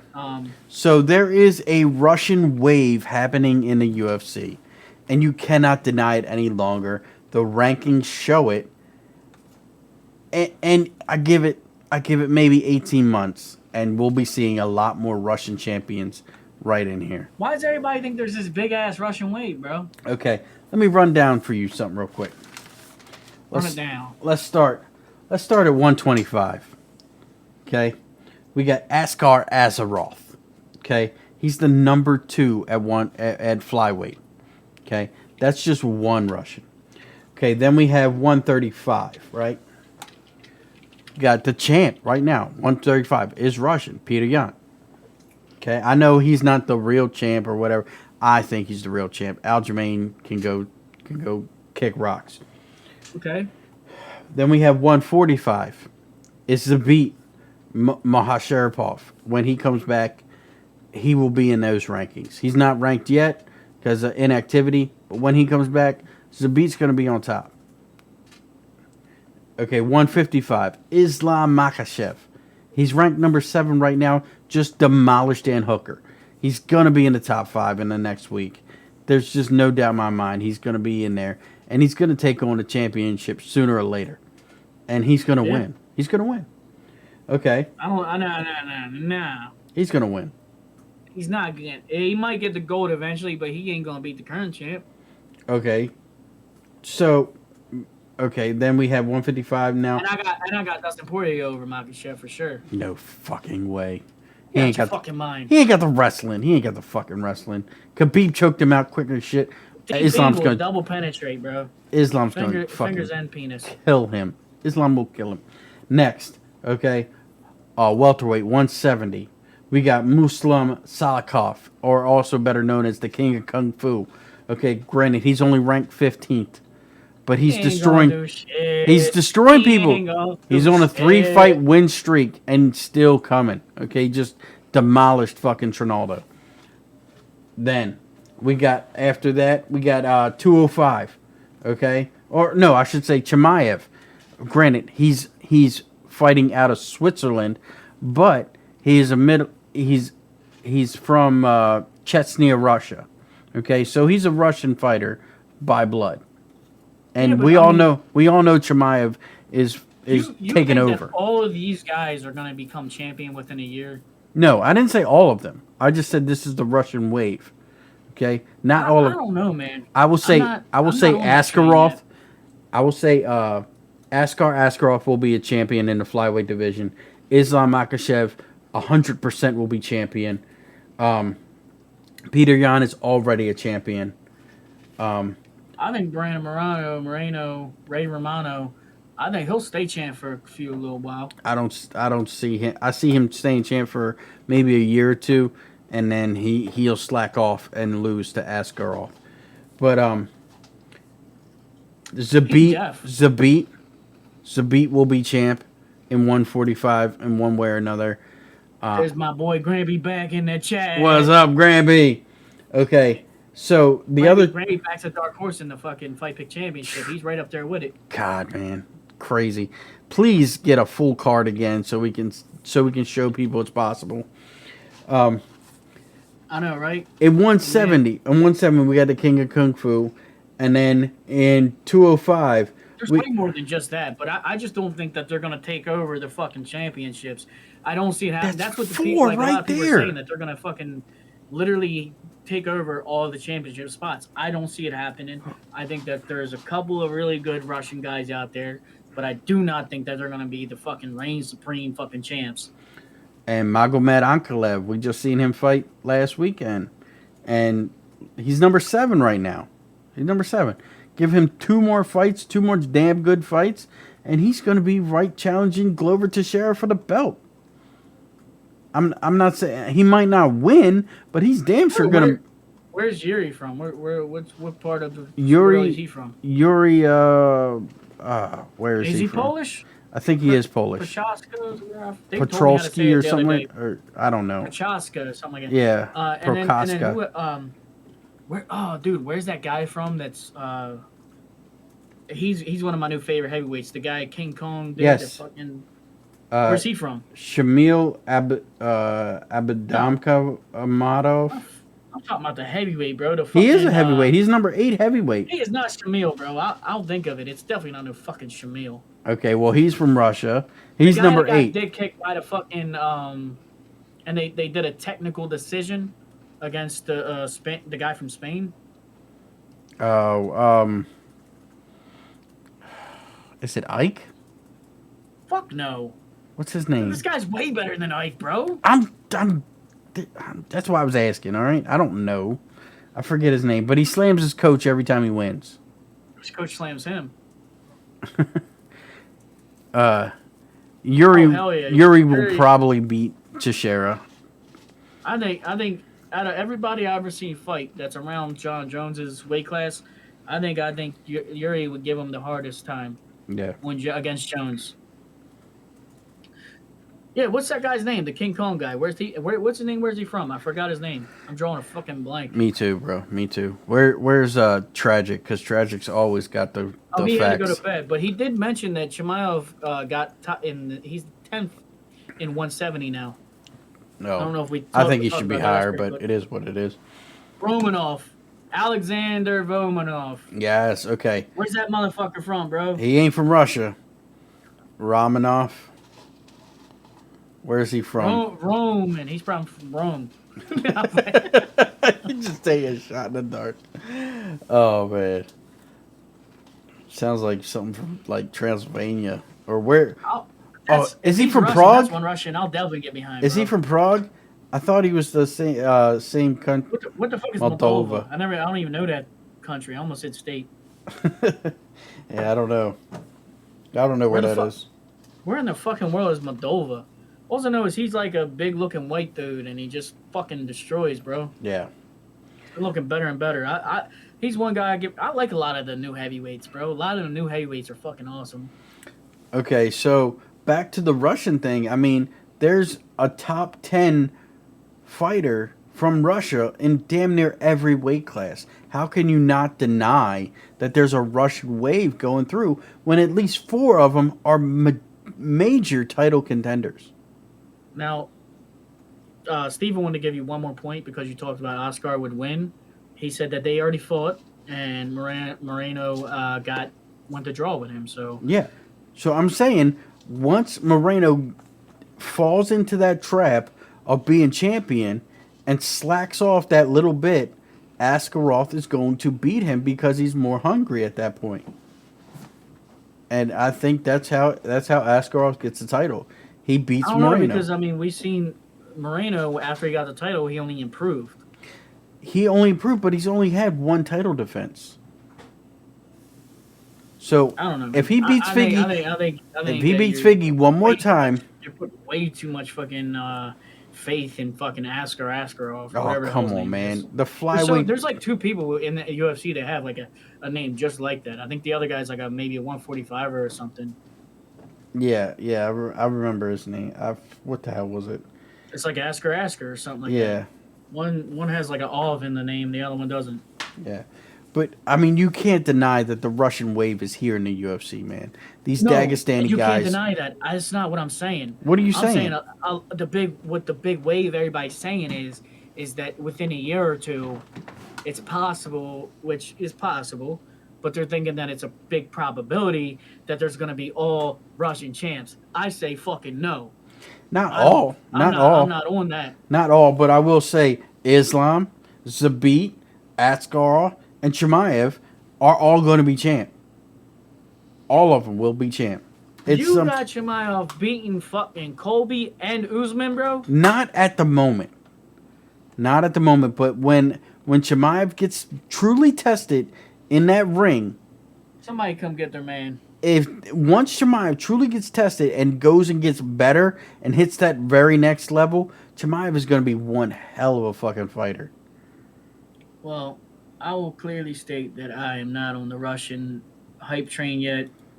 I like a lot of Russian guys. I don't think they're as good as a lot of other people do.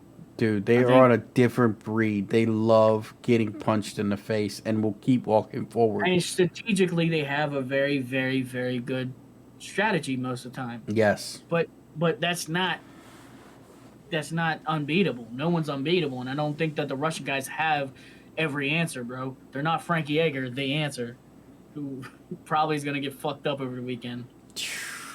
Yeah.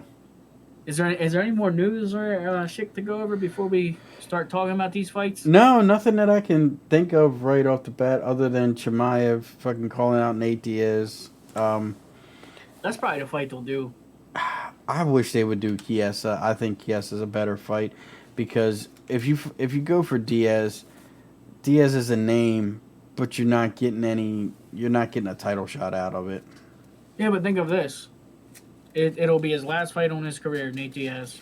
And if he takes that L, you just let him go off and do some other shit. Or if he takes the L, you don't have to fucking offer him that much. Yeah, but I thought for sure they were going to do a Conor trilogy for his last fight.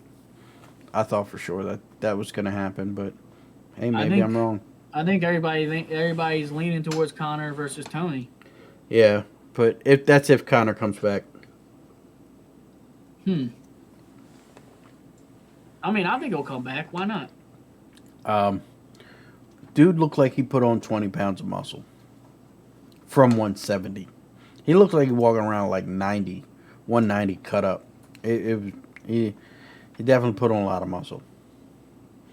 So he's gonna have to cut a lot of weight to get back down to his fighting weight. He can just start fighting at 170. I mean, a lot of those guys will take it. He'll be able to cut weight to make 170 still probably. He probably didn't put on that much goddamn muscle. And he will lose. He will lose bad. If he was losing at 150. Not if he takes fights like fucking Nate Diaz, fucking Dustin Poirier. I mean, he might lose those guys, but not as bad as if it was the big, these bigger 170 guys. He's losing. He's just losing. Ricky's such a hater that he doesn't see the possibilities out there. Okay, I'll concede that there's a possibility he could win, but highly unlikely. Or just not lose horribly. You're just like, he'll lose horribly. Like, there's guys out there that he could fucking do well against in 170 for sure. Who? Fucking plenty, dude. Name three. Name three. And more than likely, he would take a 155er and fight him at 170. Yeah, Masvidal, he would do exceptional against at 170. I think Masvidal beats him easily. I think that fucking Conor sparks fucking right away and knocks out Masvidal. I don't see it. I don't see it happening. Don't see it happen.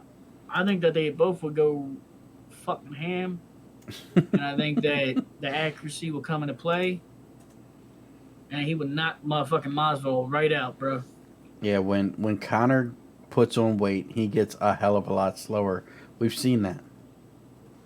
We've seen it. Okay, and we've seen how Masvidal looks at 170. Not that good.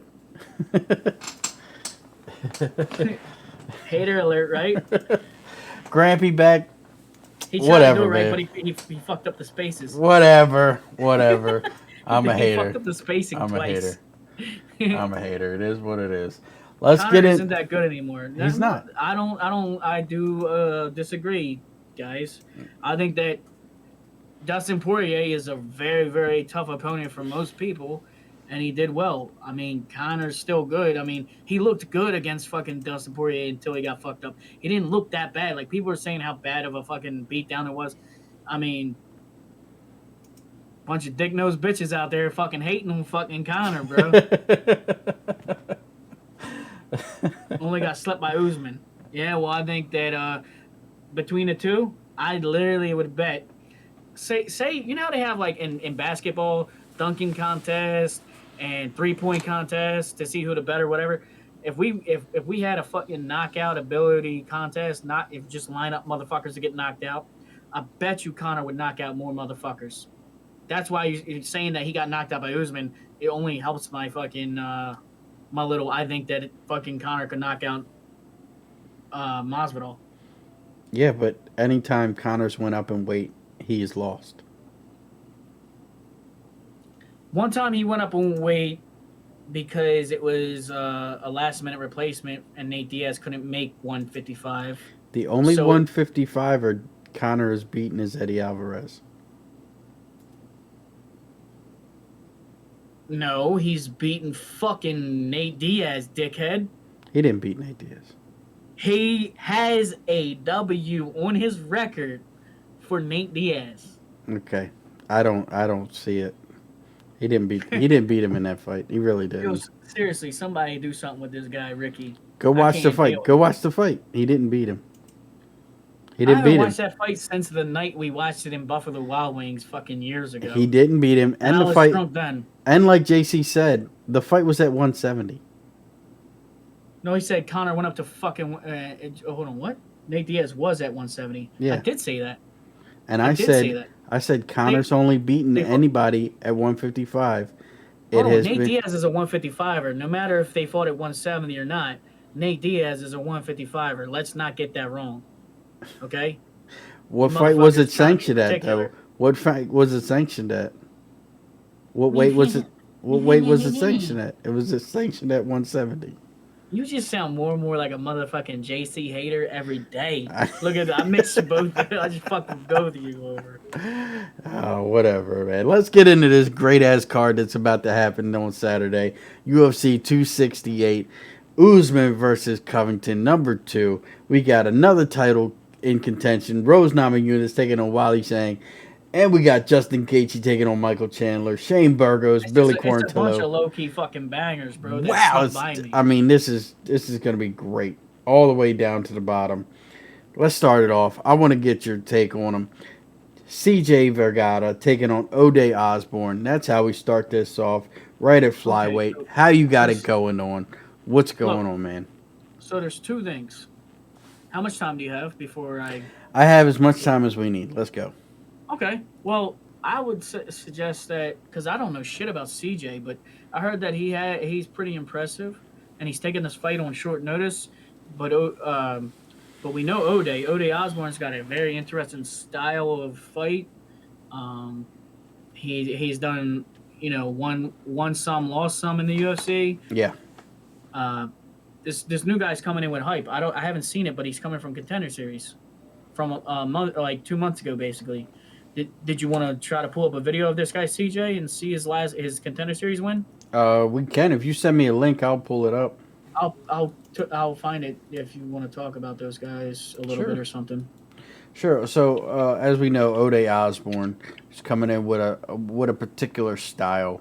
I got Ode on this one. I don't care what this guy's done. he's coming in. He's going to be wide-eyed and bushy-tailed. He's not going to know what hit him. The bright lights are going to take over. And O'Day is just going to come out. Decision victory. He's going to take this guy in a deep water. He's not going to know what to do. I got O'Day whipping his ass via decision. But I do want to check out what this guy has because I haven't seen him. I haven't seen Contender Series at all. I'm sending it now. 1 second, brother. Brother. Sister. Are you a brother or are you a sister? Well, Name that movie. I have no idea. He said if Conor can't knock out Nate, he won't knock out George. Or Jorge, whatever you want to say. I honestly believe that Nate has a better chin than fucking Jorge. I honestly, wholeheartedly believe that. Diaz's chin has definitely been more tested. And the thing is Nate Diaz has more scar tissue and gets cut up and gets finished doctor stoppage a few times. But I think chin-wise, I would say I'd definitely give it to Nate. I mean, how many times has Nate been knocked out? I mean, we all know he got knocked the fuck out by Josh Thompson or whatever it was, early on. Yeah. All right, let's So, go. are you pulling this up? Let's Yeah, I'm pull it pulling up. this up. Let's see what we got here. So this might change. This might sway our decision. We both already picked O'Day. I mean, that's interesting. All right, so let's see how this goes. He wants to get forward. He wants to go, and he's oh my God, good right there. It takes the neck. Good pressure. Nice underhooks. Kneeing the fuck out of him, bro. Kneeing him, but the guy is trying just to keep the position. Ooh, nice knee to the liver. My goodness. Damn, son. That was fast. He was tapping, bro. He was tapping on the ground. That was crazy. That was fast. Good shit. Yeah, I don't know, man. I just don't see it. I just don't see it. Yeah, that was good for an amateur fight, but That's not amateur. That's Dana White Contender Series. That's pro fights. as amateur. That's amateur. It's not. It's potential UFC caliber fighters. That's what it is. You call it amateur or not. I heard that the Dana White Contender Series tonight had some good knockouts. Matt was saying it. Wolfman Yeah. had a spinning wheel kick fucking knockout in Dana Ooh. White Contender Series Fuck today. yeah. Don't see Right? them too often. So you that- got that O'Day wasn't too? enough to convince you. No, wasn't it enough to wasn't. convince No. No. Yeah, I'm still going with O'Day as well. How you How got you got it? O'Day winning? Decision. Okay, I'll tell you. Motherfucker, we're out of sync. What are you saying? Say a decision. Who you saying? O'Day, first round knockout. Let's go. Fuck yeah. I think that they're both going to come out fucking wild. And I think this is going to be like who catches who. All right.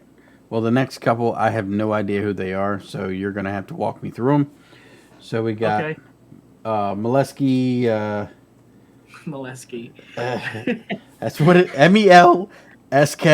Molesky to me. Melsick or something? Melsick probably? A Melsky. Okay, Melsky. Melsick. Melsick. Sick. There's no C in there. S-I-K. There's S-I-K. That's it's not ski. You're saying it like the K is first. Ski. It is. It's I after K before C after G. Whatever. Steven, how do we say this name? Come on, Stickler Steve. Show us how to do it. But Right? That's the Big J. I instantly was thinking about the molester guy. Instantly, bro. and he's taking on Bruno Souza. Okay, who do you got? All right. Well, guess what?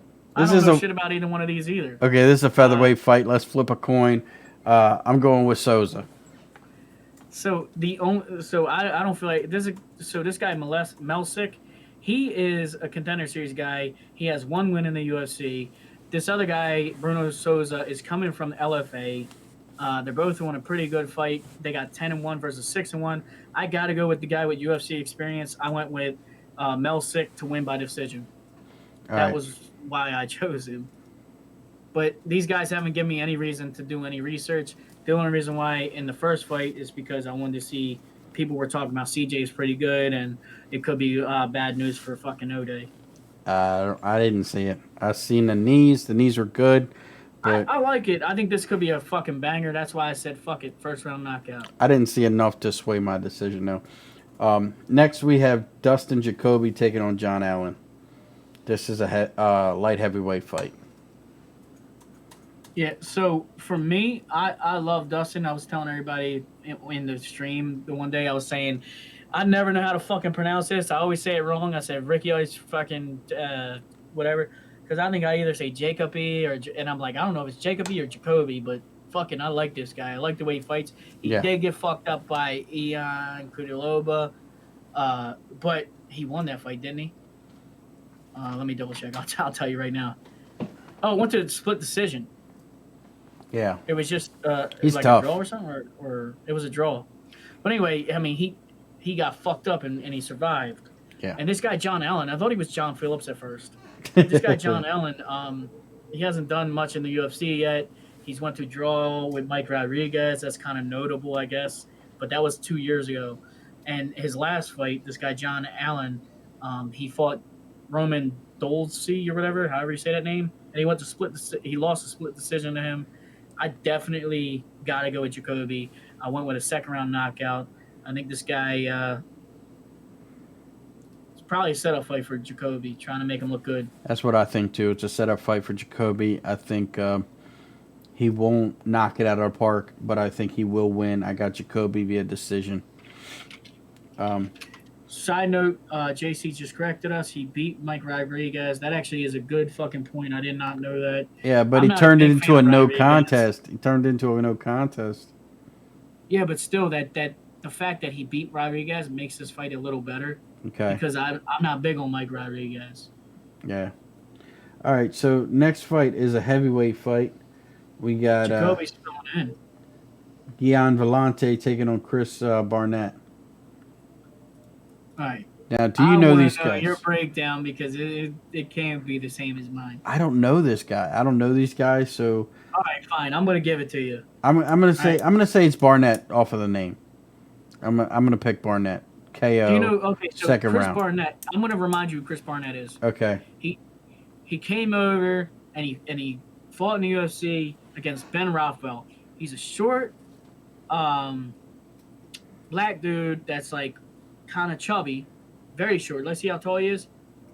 He's 5'9", but that's short as fuck for a heavyweight. Yeah, it is. And he was just swinging that air against Ben Rothwell. It was like Ben Rothwell's easiest fight. Oh no, he got not mad this guy. tired. Rothwell got him down and then tapped him out. Oh no.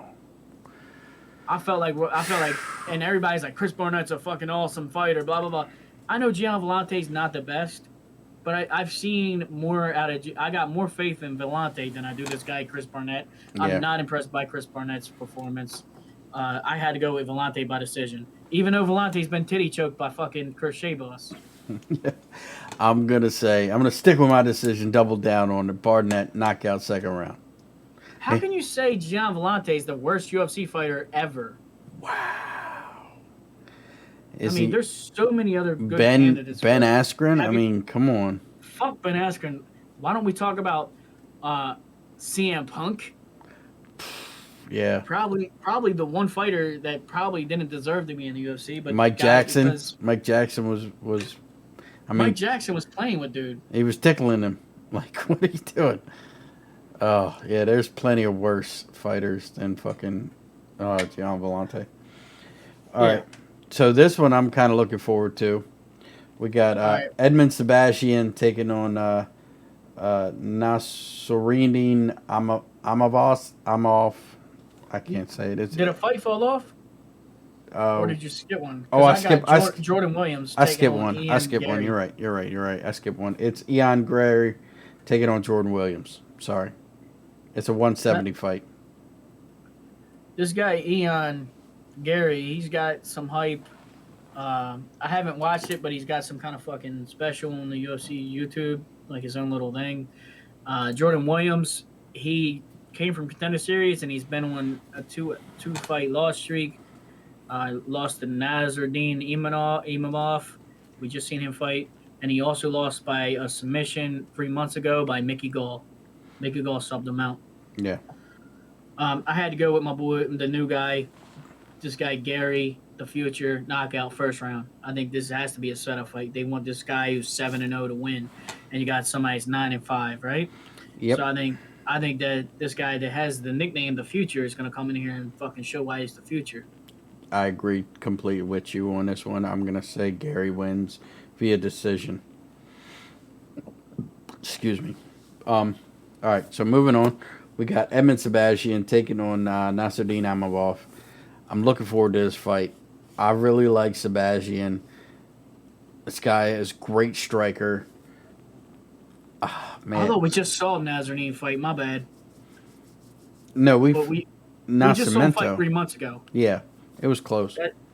For some reason, I thought he fought last week. I didn't realize. I forgot that he was fighting this week. Yeah. So, All right, yeah. so Who you got, bro? I got Sebastian. Sebastian, Really? yeah, I do. I know he's fallen off as of late, but I think this is a reset fight for him. It's not a gimme fight, but it is definitely a reset. And I think Sebastian gets back on track, and we'll hear a lot of good things coming from him. I got Sebastian knocking him out in the third. There's this guy Imanov Nazarene. I think he's a solid fighter for sure. Yeah, he's no when pushover.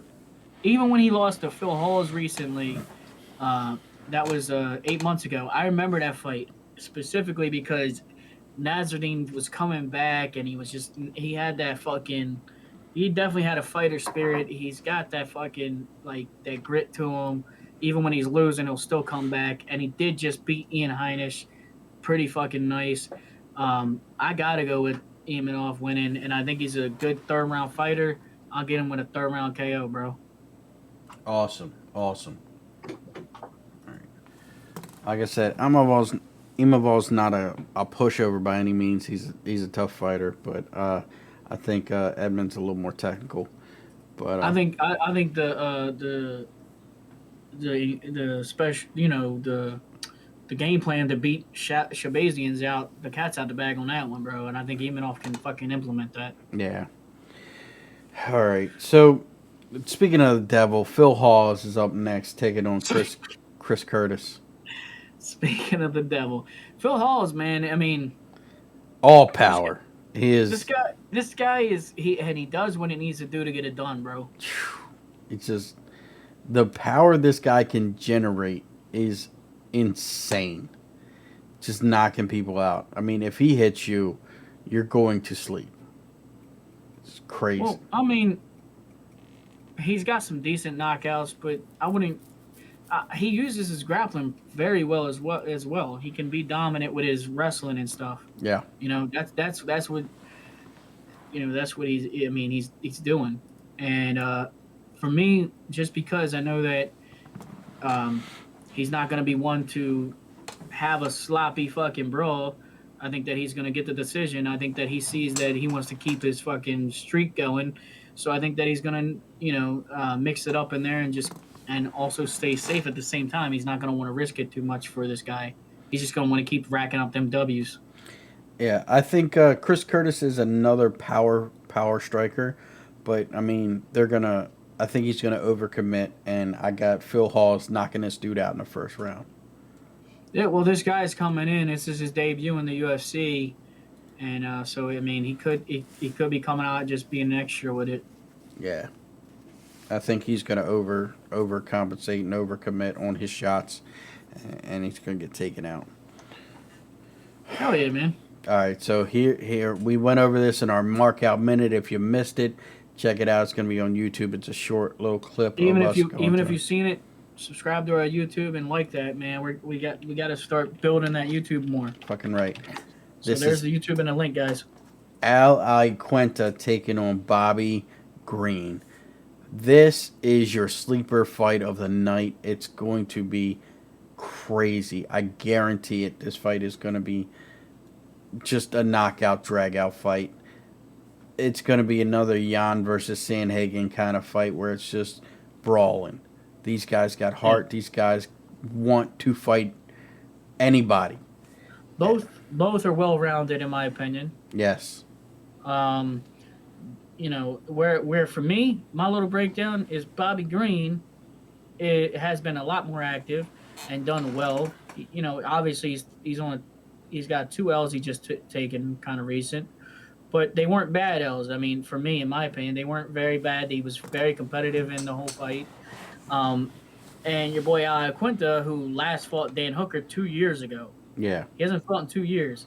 But if you look at his line of fights, he fought the likes of Khabib even on a fucking like 24-hour notice and did fucking not that bad. He did well. And if it depends on how you look at Kevin Lee these days, but 2 years ago, Kevin Lee was looked at as a little bit better than he's looked at now, and he's got wins against Kevin Lee. I just think that his caliber of opponents has reached a little bit higher than Bobby Green, and that could be a big factor, meaning he's fought better opponents. So yeah, I gotta go with Iaquinta getting the decision. I hope Matt Serra's in this fucking corner and we just hear him screaming and shit. I love that shit. Oh man, I agree with you that Al's caliber of opponents have been better. But I think this fight is going to be determined by mindset alone, because everything else is very equal. And when it comes down to mindset, I got Bobby Green. Bobby Green wants it more. Bobby Green is going to be more savage in his fight. I got Bobby Green getting a decision over Al Iaquinta. Al has, like you said, he's been on a 2-year layoff. He's just not as active, and I think the drive just isn't there as it is for Bobby Green. Yeah, I mean, that's a big factor, but also sometimes that don't mean shit. Look at Dominic Cruz. He said ring rust don't exist. Some people it doesn't matter, bro. Yeah, but this with Dominic Cruz, this is all Dominic Cruz has is fighting. Al has his real estate career and other investments that he does, which could be a big fucking weight lifted off of him, and he's not as fucking pressure. He don't feel the pressure as much to have to win. So now he's fighting for the fucking love of it, and he also wants that extra cash, obviously. But I mean, if he's got his own business and he's doing well, what makes you think that's a fucking negative? Because you still have to run that business, and running a business and training for a fight are two different worlds. Well, I guess we get this. This is where we get to see: is he a businessman or is he balancing it and he's a fighter? Yeah. So we'll see that. So I guess, and also I also am picking Al Iaquinta because I couldn't pick. I did a poll on my stream and more people picked Al Iaquinta for sure. That's crazy. I could not understand that. Like that's just crazy. I was very back and forth with this fucking pick. Yeah. All right, so next one, we got a middleweight battle. We got Alex Pereira taking on Andres Michelids. Is that how you say it? Michelids? We can just call him the Spartan. That's his nickname. The Spartan. So this guy, Alex Pereira, that's the guy that knocked out fucking Israel Adesanya and Dustin Jacoby in fucking kickboxing. My man JCGamer put me onto that the other day. So I can't help but think that this is not like there's no way that if you knock out those two guys who I think are very good, that you're not gonna knock out your first fucking opponent in the UFC. So I went with a fucking knockout with my boy. Where's it? I can't even find my fucking picks. First round knockout for my boy Alex Pereira. You think he's going to knock him out, really? Why wouldn't he? He knocked out fucking Adesanya. I think that is enough for me to think, yeah, he's going to knock him the fuck out. But that was kickboxing. You don't have to deal with grappling. You don't have to deal with the threat of position, and you can run to the ropes. So, ropes. I was going to say run to the cage, but it came out ribs. Well, I do think this is a set-him-up fight, but I don't think he's going to knock him out. Let me say this at least, okay? He's got 8 inches. Go ahead, Big J. This guy, Spartan, he's lost 4 times in his career. Yeah. All 4 times he was knocked out. In what round, though? It wasn't the first. First round, TKO, elbows, and that was in July 15, 2020 against Modestas Pukakas, whoever the fuck that is. This guy doesn't leave the first round often, and I'm talking about Oh man. the guy, the Spartan guy.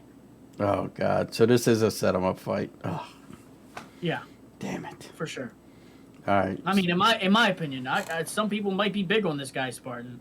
I mean, his last fight was fucking against KB Bueller, and he got a decision win. And All right. went all 3 rounds. Bueller.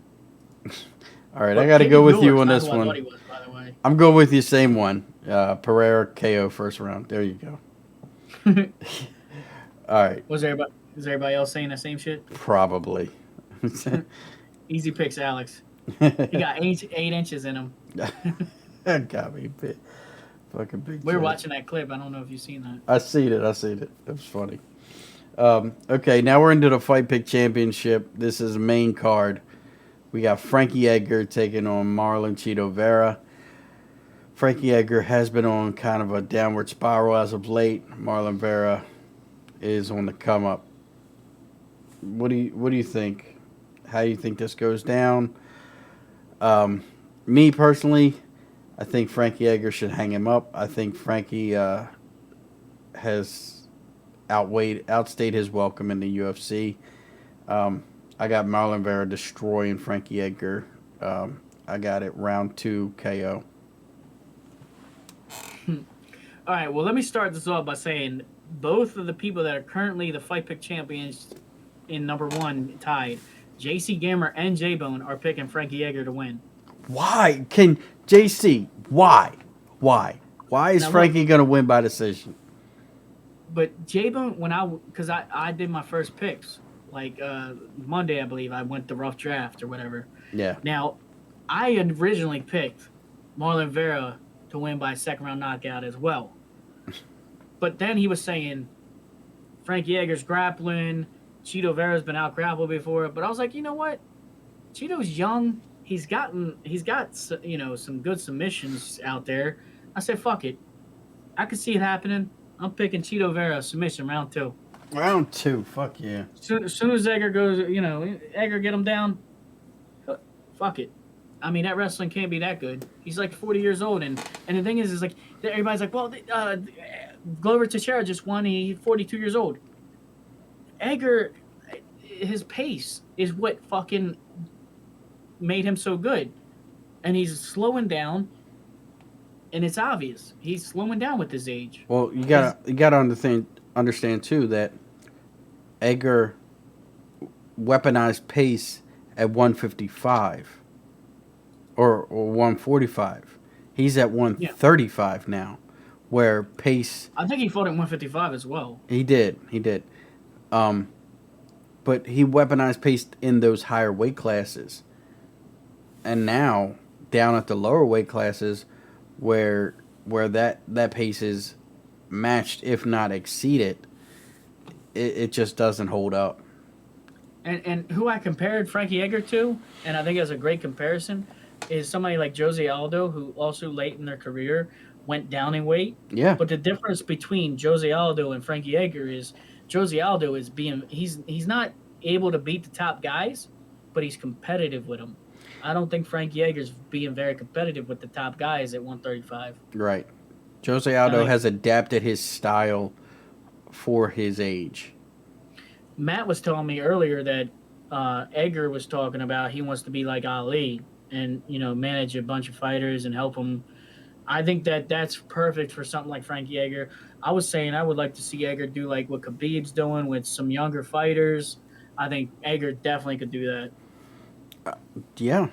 I don't know much about the managing game, but if Frankie can do whatever he wants. Well, I meant like if you just kind of promote him, even like put your name on him, give him some advice. Yeah. Because Edgar's got a name, but I don't know. I guess we'll see. If he loses, hold on. To the audience, to the viewers out here that are saying Edgar's winning. How about this? We make a deal. You agree that Frankie Edgar should hang him up if he loses. How about that? Ooh. And then we'll shut the fuck up about Frankie Edgar should hang him up if he wins. Yep. I agree. Fuck it. Yep. So Next fight. All right, next fight, Shane Burgos taking on Billy Quarantillo. This is a banger, my dude. This is another sleeper fight. I personally, I love think, this fight, bro. I think like the Al fight and this fight should be swapped. I think Bobby Green and Aquenta should be up in the main card and Burgos and Quarantillo down in the prelims. But these guys are so close right now. I know. They want them in the fucking I know. because they're trying to make a star out of one of these two. The Barbosa fight was awesome. Burgos Barbosa was absolutely great. Well, let me address what you were saying, Rick. You were saying that you think they should be switched. I do. Think of it this way. When we first talked about it in the Markout Minute, we both agreed that both Ali Aquenta and Bobby Green have kind of peaked in the career already. Yes. Neither one of these guys have even peaked. They're still early. That is true. Shane Burgos arguably may have peaked. I'm not sure. If I'm being honest. That's awfully quick. That's awfully quick. He may have, because the thing is he is a guy known as his toughness. Yeah.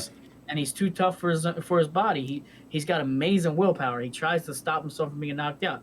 But the thing he's known for is taking shots. This man just lets people hit him, and he's good at taking them shots. That's not a good thing. No. A notable thing about Billy Quarantillo that I love about Billy Quarantillo is when he fought fucking Spike Carlisle back in fucking a year and a half ago. And snuck him. Dude. He snuck him. Listen, the 10-second clapper went off. Dude got out of Billy Quarantillo's guard, stood up, and started walking towards his corner. And Billy Quarantillo came up like a thief in the night and snuck him. The ref didn't even fucking warn me. Like, that's the best part. He's like, you would think if I was the ref, I'd probably yell, "Hey, don't forget to protect yourself at all times." Dude fucking ran up behind him, called him.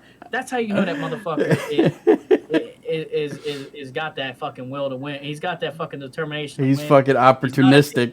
I'll tell you that. Yeah, I love it. I love Billy Quarantillo. I love Shane Burgos, but I gotta go with Quarantillo. I think he's the more technical fighter, and I think that he'll win a decision because Shane Burgos is hard to finish. Yeah. Shane Burgos is hard to finish, and Shane Burgos is fast as fuck. Shane Burgos is super fucking fast. I got Burgos whipping that ass. Billy Quarantillo couldn't handle Spike Carlisle, so he did handle him. He won. He won, but he snuck him. After he snuck him... That ain't even when he won. I mean, after he snuck him, that fight changed. Okay, that first round, Spike Carlisle was winning. After he got snuck, it was a different fight. I'm saying... I think you're nuts. I think Quarantillo is a good fucking fighter. Bro. I'm not saying he's a bad fighter, but he's nowhere near as fast as Shane Burgos. Shane Burgos, knockout second round. It's crazy, bro. I think if anybody gets a finish, Quarantillo gets a submission. But I don't know if Quarantillo is gonna. I think Shane Burgos is scrappy enough to keep it fucking, not a grappling fest. Yeah. I think that he'll scramble and get up if he gets taken down. Speaking of grappling fests, Justin Gaethje, Michael Chandler. Well, they're both claiming that they're not gonna fucking be the first to shoot. Or the first to back up. The first to back up. Yeah, I fucked up. Yeah, it's the first to back up.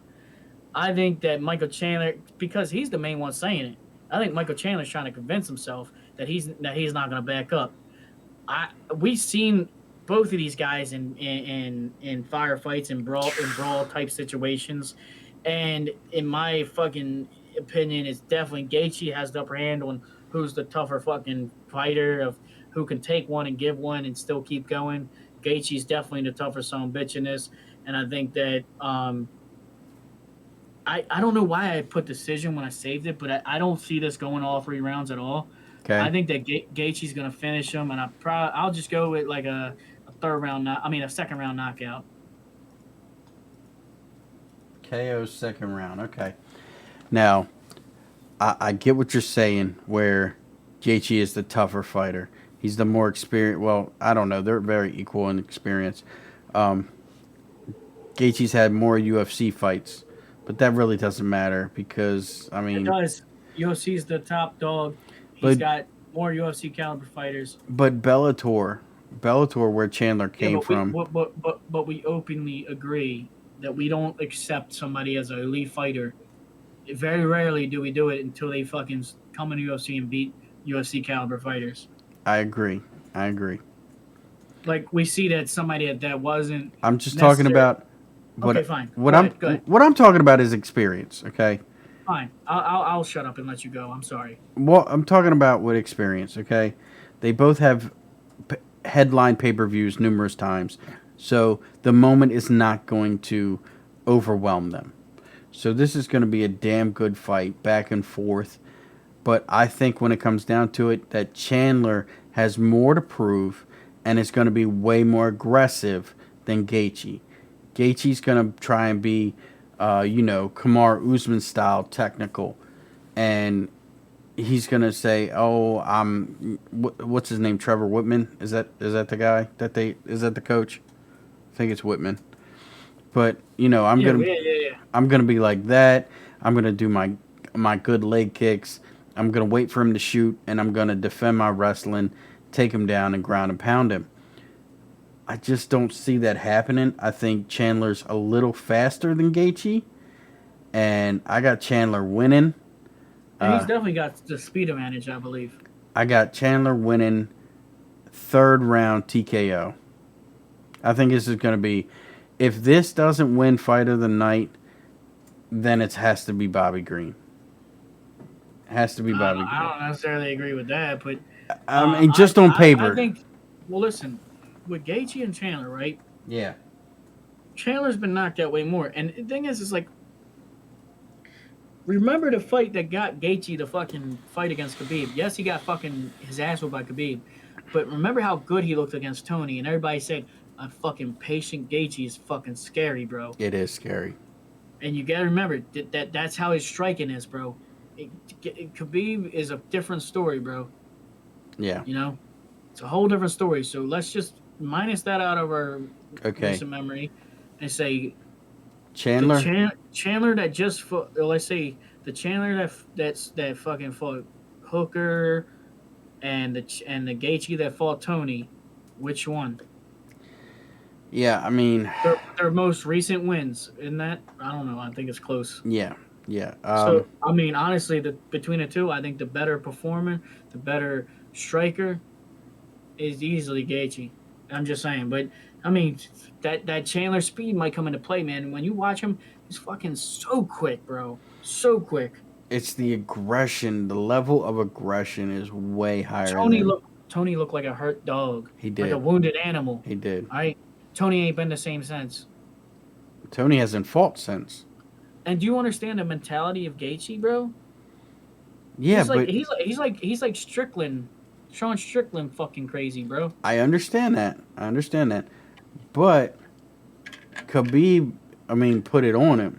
I know Khabib's a different animal, but getting beat in that fashion does something to your mentality. It either helps it or it destroys it, and we're gonna find out what happened. He said Tony fought twice since then. What's that mean to anything? Who'd he fight? Have you said that he hasn't fought since then? I just said he hasn't been the same. I thought he hasn't fought since then. No, he fought the current champ and Beneil Dariush. And he got grapple fucked by both of them. He fought Charles Oliveira? Yeah, Oliveira grapple fucked the shit out of him. Fucked him right in the butthole. Oh, yeah, that's right. He destroyed him. Look, JCGamer came in with the same shit as me. Yeah, you're right. My fault. I wasn't listening to Ricky. I didn't hear they said that. My fault. I looked over and read that shit. My fault. You're right. I've listened to Ricky, but sometimes I tune him out when he's talking bullshit. I really thought he hasn't fought since then, but yeah, man. No, he fought Justin before Charles. Yeah. Yeah, don't get it twisted, J Poppy. I'm a big Charles fan, and I know Charles. You've been on that Charles train since day one. I will say that. That's why I said Makhachev ain't got shit for Oliveira. Oliveira been through the fucking gauntlet. He's taking some L's. He's learned from them, and he's better than ever, bro. And he beat Chandler. I mean, I'm just saying, like, Gaethje. I think Gaethje would be a harder fight for fucking. Chandler almost beat Oliveira. He almost finished him. Like that's something notable. Yeah. It's crazy. Crazy. Yeah, I know, JC. JC knows this shit. I'm sorry. I fucked up. No. So you're picking Chandler, even though I think you shouldn't, but that's fine. If I pick championship, I'm gonna beat you. KO round 3. You'll see what happens. I just took out of my topology. All right. Next fight is the co-main event, and it is a title fight. Rose Namajunas taking on Weili Zhang. I hope we get the fight that we were promised the first time these two went at it. I wasn't mad about what happened, dude. I love that surprise shit. I wasn't mad. I just wanted to see both display their specialties. Weili with her combos, Rose with the comeback, and those quick. I wanted to see more of a back and forth fight. I'm glad Rose won, deservedly so, and she is the champ. And Weili has a right for a rematch. So, I am very torn on this fight. Very torn. I still don't know. Like, we've seen Rose from early on in her career in a way, in a lot of ways. A lot of us have. Zhang is coming in. She's tore it up. She's tore up some competition, man. She came in and she beat the likes of Tisha Torres, Jessica Andrade, Joanna Jędrzejczyk, however you fucking She turned Joanna into a fucking Klingon. And then she took that L from Rose. So she's done well. The lead question mark kick got her real good, knocked her the fuck out. That Trevor Whitman fucking camp. I mean, the people that come from Trevor Whitman, man, they've just fucking. They're like they see things, bro. They see things differently. Yeah. Gaethje, fucking Rose, fucking Usman, whoever fucking else is there. I mean, I'm just kind of you always have moments where you realize that shit. Isn't Cyril gone on that camp too? I don't fucking know. I don't know. But you know what? I'm gonna pick Thug Rose first round submission just because I want to see it. Okay. And I have no idea who's gonna win. I don't know what the betting favorite is or whatever, but I wouldn't be surprised if Zhang was the betting favorite because she looked really good up until she got knocked the fuck out. Yeah. I'm talking about in her other fights. Yeah, I'm picking Zhang in this one. I think that woke her up, and she's going to be a lot more defensive. I got Zhang winning via decision. And something I was now that we're talking about Zhang, it's something I was comparing the Russian, and I forgot when we were talking about it to talk about it, but if you remember a while back, I remember when a lot of these China they were coming from China. Chinese fighters, and I said, man, China might take over on the UFC scene, and that's why I compare it to a Russian because I'm like, hey, I thought the Chinese guys are better, but then they started fucking up. Same thing with Russian. These Russian guys, they're gonna get figured out, bro. I mean, it's not. There's gonna be a few from every nation or country that are gonna stand out. But obviously, when you're not used to fighting a certain style of fighter and they all come from the same camp, they can look like they're going to come and take over. But eventually, there's going to be styles that fucking figure it out and beat them. I'm wondering what style that is. These Russian guys have been beaten, dude. Not all of them are undefeated. I'm not saying that they're not. I'm not saying they're not, but the style is very formidable. But the co-main event's going to be good. RDA would have beat Islam. Okay. That was your high moment of the day from Buddy. Moving on. I had RDA in that fight. Fuck y'all. Okay, you would have lost. Oh, you did lose because you had Hooker in that fight too. I picked him out of spite. Fuck y'all. You fucking lost. Oh man. I still did better than you in the Fight Pick Championship of that week. You did. I call. Actually, no, you did better. You did 5 points more. No, I did. I did better in the card overall, I think, is what happened. Oh man, that's funny. You did better where it counted for the fight picks. That's funny. I thought you beat me. I didn't think I won. I thought I did too because of the Glover. Oh, okay. All right, man. Here we go. Main event, UFC 268. Kamaru Usman taking on Colby Covington. This is his second fight. Man. I mean, I know the first fight I had Colby, and I know that there was a lot of factors. Like, I felt like Mark Goddard was a little biased with his ruling, but I just can't see being confident with picking Colby. I can't be I couldn't confidently pick Colby. Okay. It feels like when we were talking at JC, it's like I can't pick Colby just because I want him to win. And because you're picking Colby, I'm definitely like I have to pick Usman for sure. Yeah, I gotta pick Colby, man. I think Colby and Aldo are like always gonna, no matter who they're facing, I'm gonna root for them, and I just have to. So I might not think that Covington has improved as much as Usman, but I think we don't know. We haven't seen him at all. True. I just think that I think he's gonna get it done. Something in my bones are telling me that Covington gets it done because, like I said, Covington can get under Usman's skin better than anybody else. Well, let me ask you this. Okay, strategy-wise, Yeah. how do you think they both come in from just a quick strategy, not like the basic strategy. What do you think is going to be used by each, or try to be used by each side?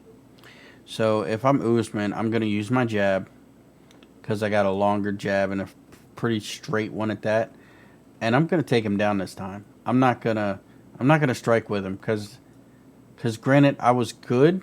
Usman was good at that time with Colby, but it was competitive, and neither one of them went to a wrestling. And I think that if it goes down to it, I think Usman is the better wrestler, and could put a pace grappling wise. But in striking, if I'm Colby, I'm thinking to pressure him, to pressure Usman and get him to miss, get him angry, get him chasing me, and then counter him. Get him to try and take me down and knee him in the face.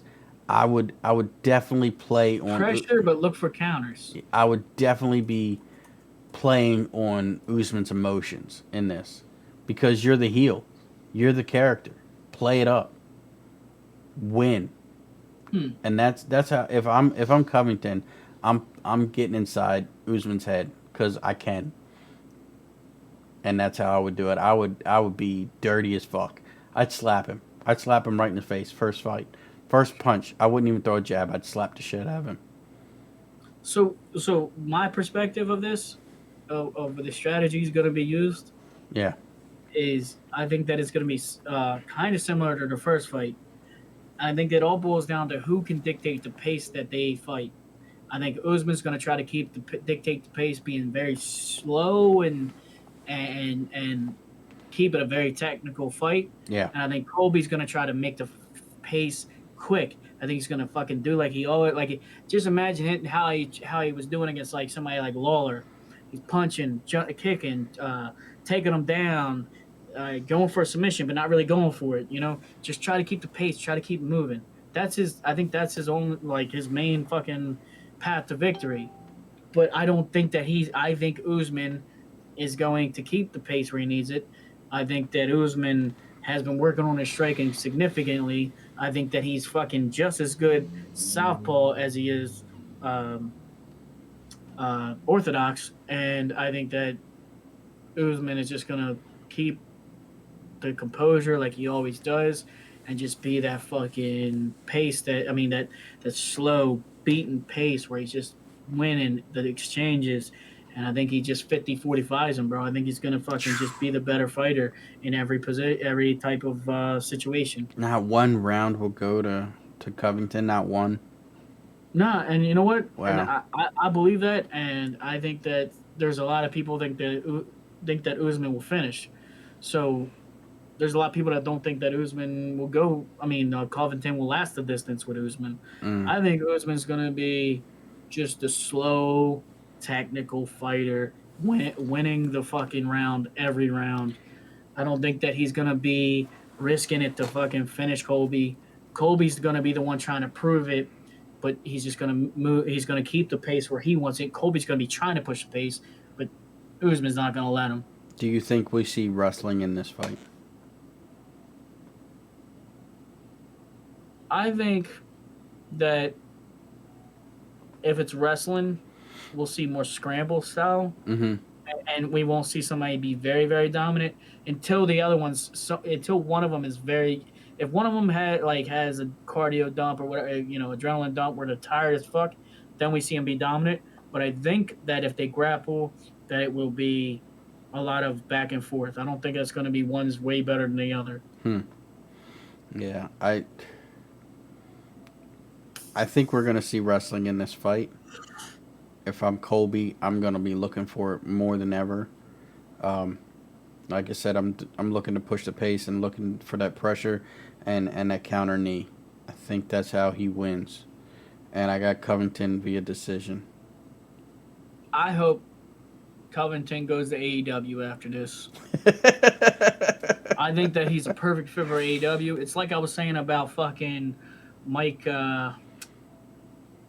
Perry. How I was saying he's a perfect fit for bare knuckle. We kept saying that shit. Yeah, we have been saying that for like 2 years. We should realize, stop with the MMA. Go, you'd fucking be the king at bare knuckle, bro. You're fucking literally born for that shit. Yeah. He could be the poster child for bare knuckle. Because like you had Chris Lieben in there, Julian Lane. I mean, Mike Perry. He's fucking. Those three names go together pretty easily. Yeah. They're the fucking the controversial, just want to bang motherfuckers. Now, with Colby, man, he's so good at his fucking gimmick, and he's such a good fucking heel, bro. Why not go to AEW, where his old American Top Team is fucking making a presence in it, and he could go there. He could fucking be against them, and I don't know. I just think it would be awesome, bro, to have him in pro wrestling. I think it would be too. That would be almost too perfect, though, man. Because, man, Covington as a wrestler would be awesome. Just awesome. Hell yeah, dude. But I want him to be champ first. I want him to be undisputed champion first, and then go to AEW. Accomplish the goal, then move forward. I mean, yes, he was champion, but he was interim champion. And no, he's never been beaten for that interim championship. So, I definitely want Covington to win. But Yeah, I mean, I think a lot of us would love to see Covington win, just because we know how fucking bad the gimmick, like how bad he would fucking turn and with the heel, and oh my God, the aftermath and the press would be wonderful.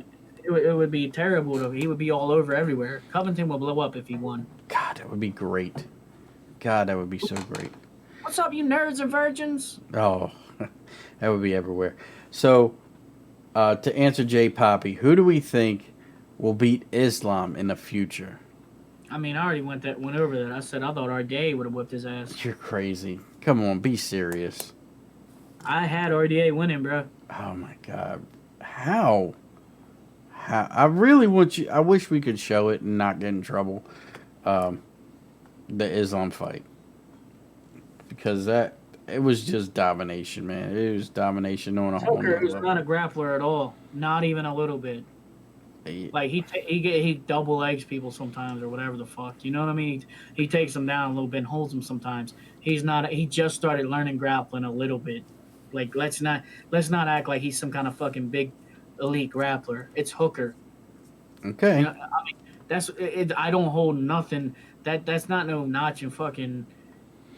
I'm telling, dude. That's like Hooker going in and fucking going against Chimaev in this wrestling match. I wonder who's the fuck's gonna win. Yeah, we know that Chimaev would whip his ass. I'm just saying, in the future, I don't know who's gonna beat Islam. Who's Makhachev? Who's Makhachev when that's a high level grappler as well? Dariush. Did he go against Dariush? I wouldn't. I mean, Dariush is good, but he's a brawler style anyway. Even if that is true, I don't know Makhachev's history right now. I don't have it up. I'd have to hold on. I'll pull it up. But I know he's fought some damn good people, man. I don't know, dude. I mean, like, he's working his way up. I think in the future, I don't know, maybe a Gaethje could beat him, or I would say Gilbert Burns, but Gilbert Burns has jumped up in weight. There's not one big fucking, oh my god, I can't believe he beat him in his fights. His last 3 fights, I mean, Thiago Moises or whatever, he's kind of good, but I mean, really, like, he's not that good. He's not no high-level UFC guy. Drew Dober is a fucking, mostly a striker. He fucking got him. And fucking Hooker, dude. They're his best fights. Okay. He knocked out Gleason Tebow. That's good. Fucking good. Yeah, but Gleason Tebow was fighting back in fucking whenever, dude. Like, Tebow's like, what? He's in his 40s. He's 38 years old, bro. You know what I mean? Yeah. Like, he's getting up there. I get you. All I'm saying is like, Makhachev is not as good as everybody's saying he is, in my opinion. Well, only time's gonna tell, and that's talking Coop right there. Man, this is crazy. Can't wait. UFC 268 is gonna be great.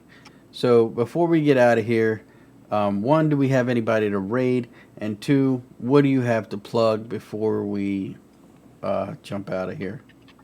We've been having a great fucking time. My streams have been more and more fun lately. I hope that all you guys, if you haven't checked out my stream, because we stream usually at least 5 to 6 days a week.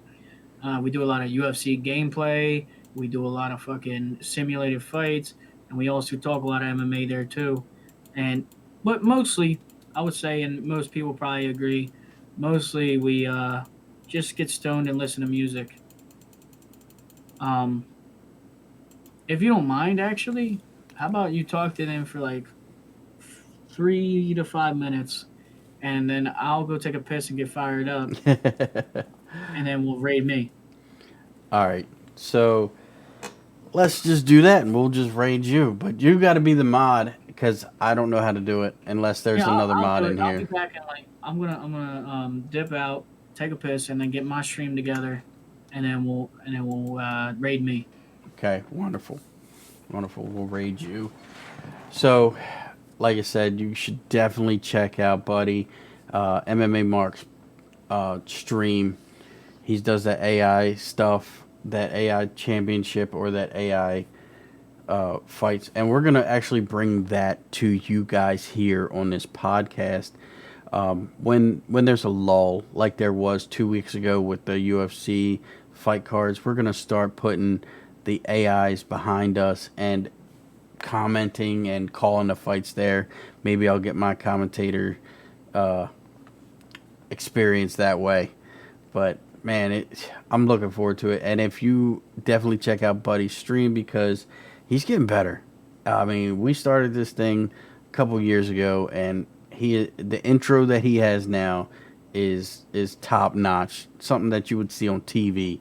He's that good, and I mean the community has done nothing but grow from the time that he started to now. I mean, you guys came from his community over to here to check it out. It's just great. But look, we're gonna definitely jump right into Buddy's raid whenever he gets ready. So with this amazing community, is there anything that you guys have for us or anything that you want to see from us. Like we said, we got JCGamer on here getting you guys on the podcast. What kind of stuff do you want to see from us? Put it down in the comments, and we'll definitely take it under consideration. No, we're not doing that, Big J, you nasty bastard.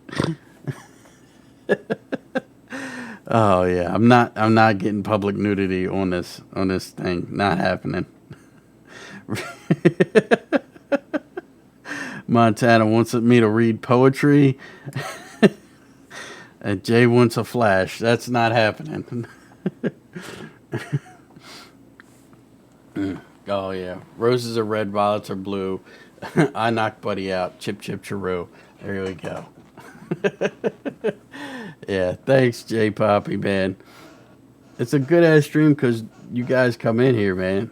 That's why it's such a good fucking stream, and we have an awesome time. If there's I know we cover UFC mostly, but if you guys want us to do Bellator or PFL, I like PFL. We don't get to talk about it much on this stream, but if you guys want it, let us know, and we'll bring you the content that you guys want. Hell yeah, man. I definitely want to continue these good-ass vibes right with Buddy when he gets in here. Definitely want to do all that. Can't wait. But I don't know how you guys don't see Colby whipping up on Usman. He's gonna do it. He's gonna do it. He's been training ever since he got beat. He's on a new camp. If you haven't noticed, he's been quiet right up until the time that he's gonna get this fight. Oh, the Ultimate Slap Fighting Championship on YouTube. Oh, okay. I don't know anything about that. Send a link. Put a link in the chat. I'll check it out and see what we can do with it. I'm with you, J Poppy, man. He's gonna win that fight. He's been training for it ever since he lost. You make somebody lose like Colby, and they're gonna do nothing but get better. Nothing they're gonna do is it's just a pretty much even thing, man. I'm telling you, man. It's Colby's gonna win, and I got Wally Zhang winning. I think Rose Namajunas is good, but she's not that good. I think she can be rattled at times if you just get in her head. And we're gonna see a damn good fight, UFC 268. We got Justin Gaethje getting over there. Either way, and we're just raiding Buddy. Buddy's taking over, so we're gonna cut it here. Check it out. Check us out wherever you get your podcasts, and we're on there. This has been UFC. I'm sorry, not UFC. This has been your MMA Markout Minute, your MMA Markout Podcast. I'm Ricky, he's Buddy, and we'll check you next time. See ya!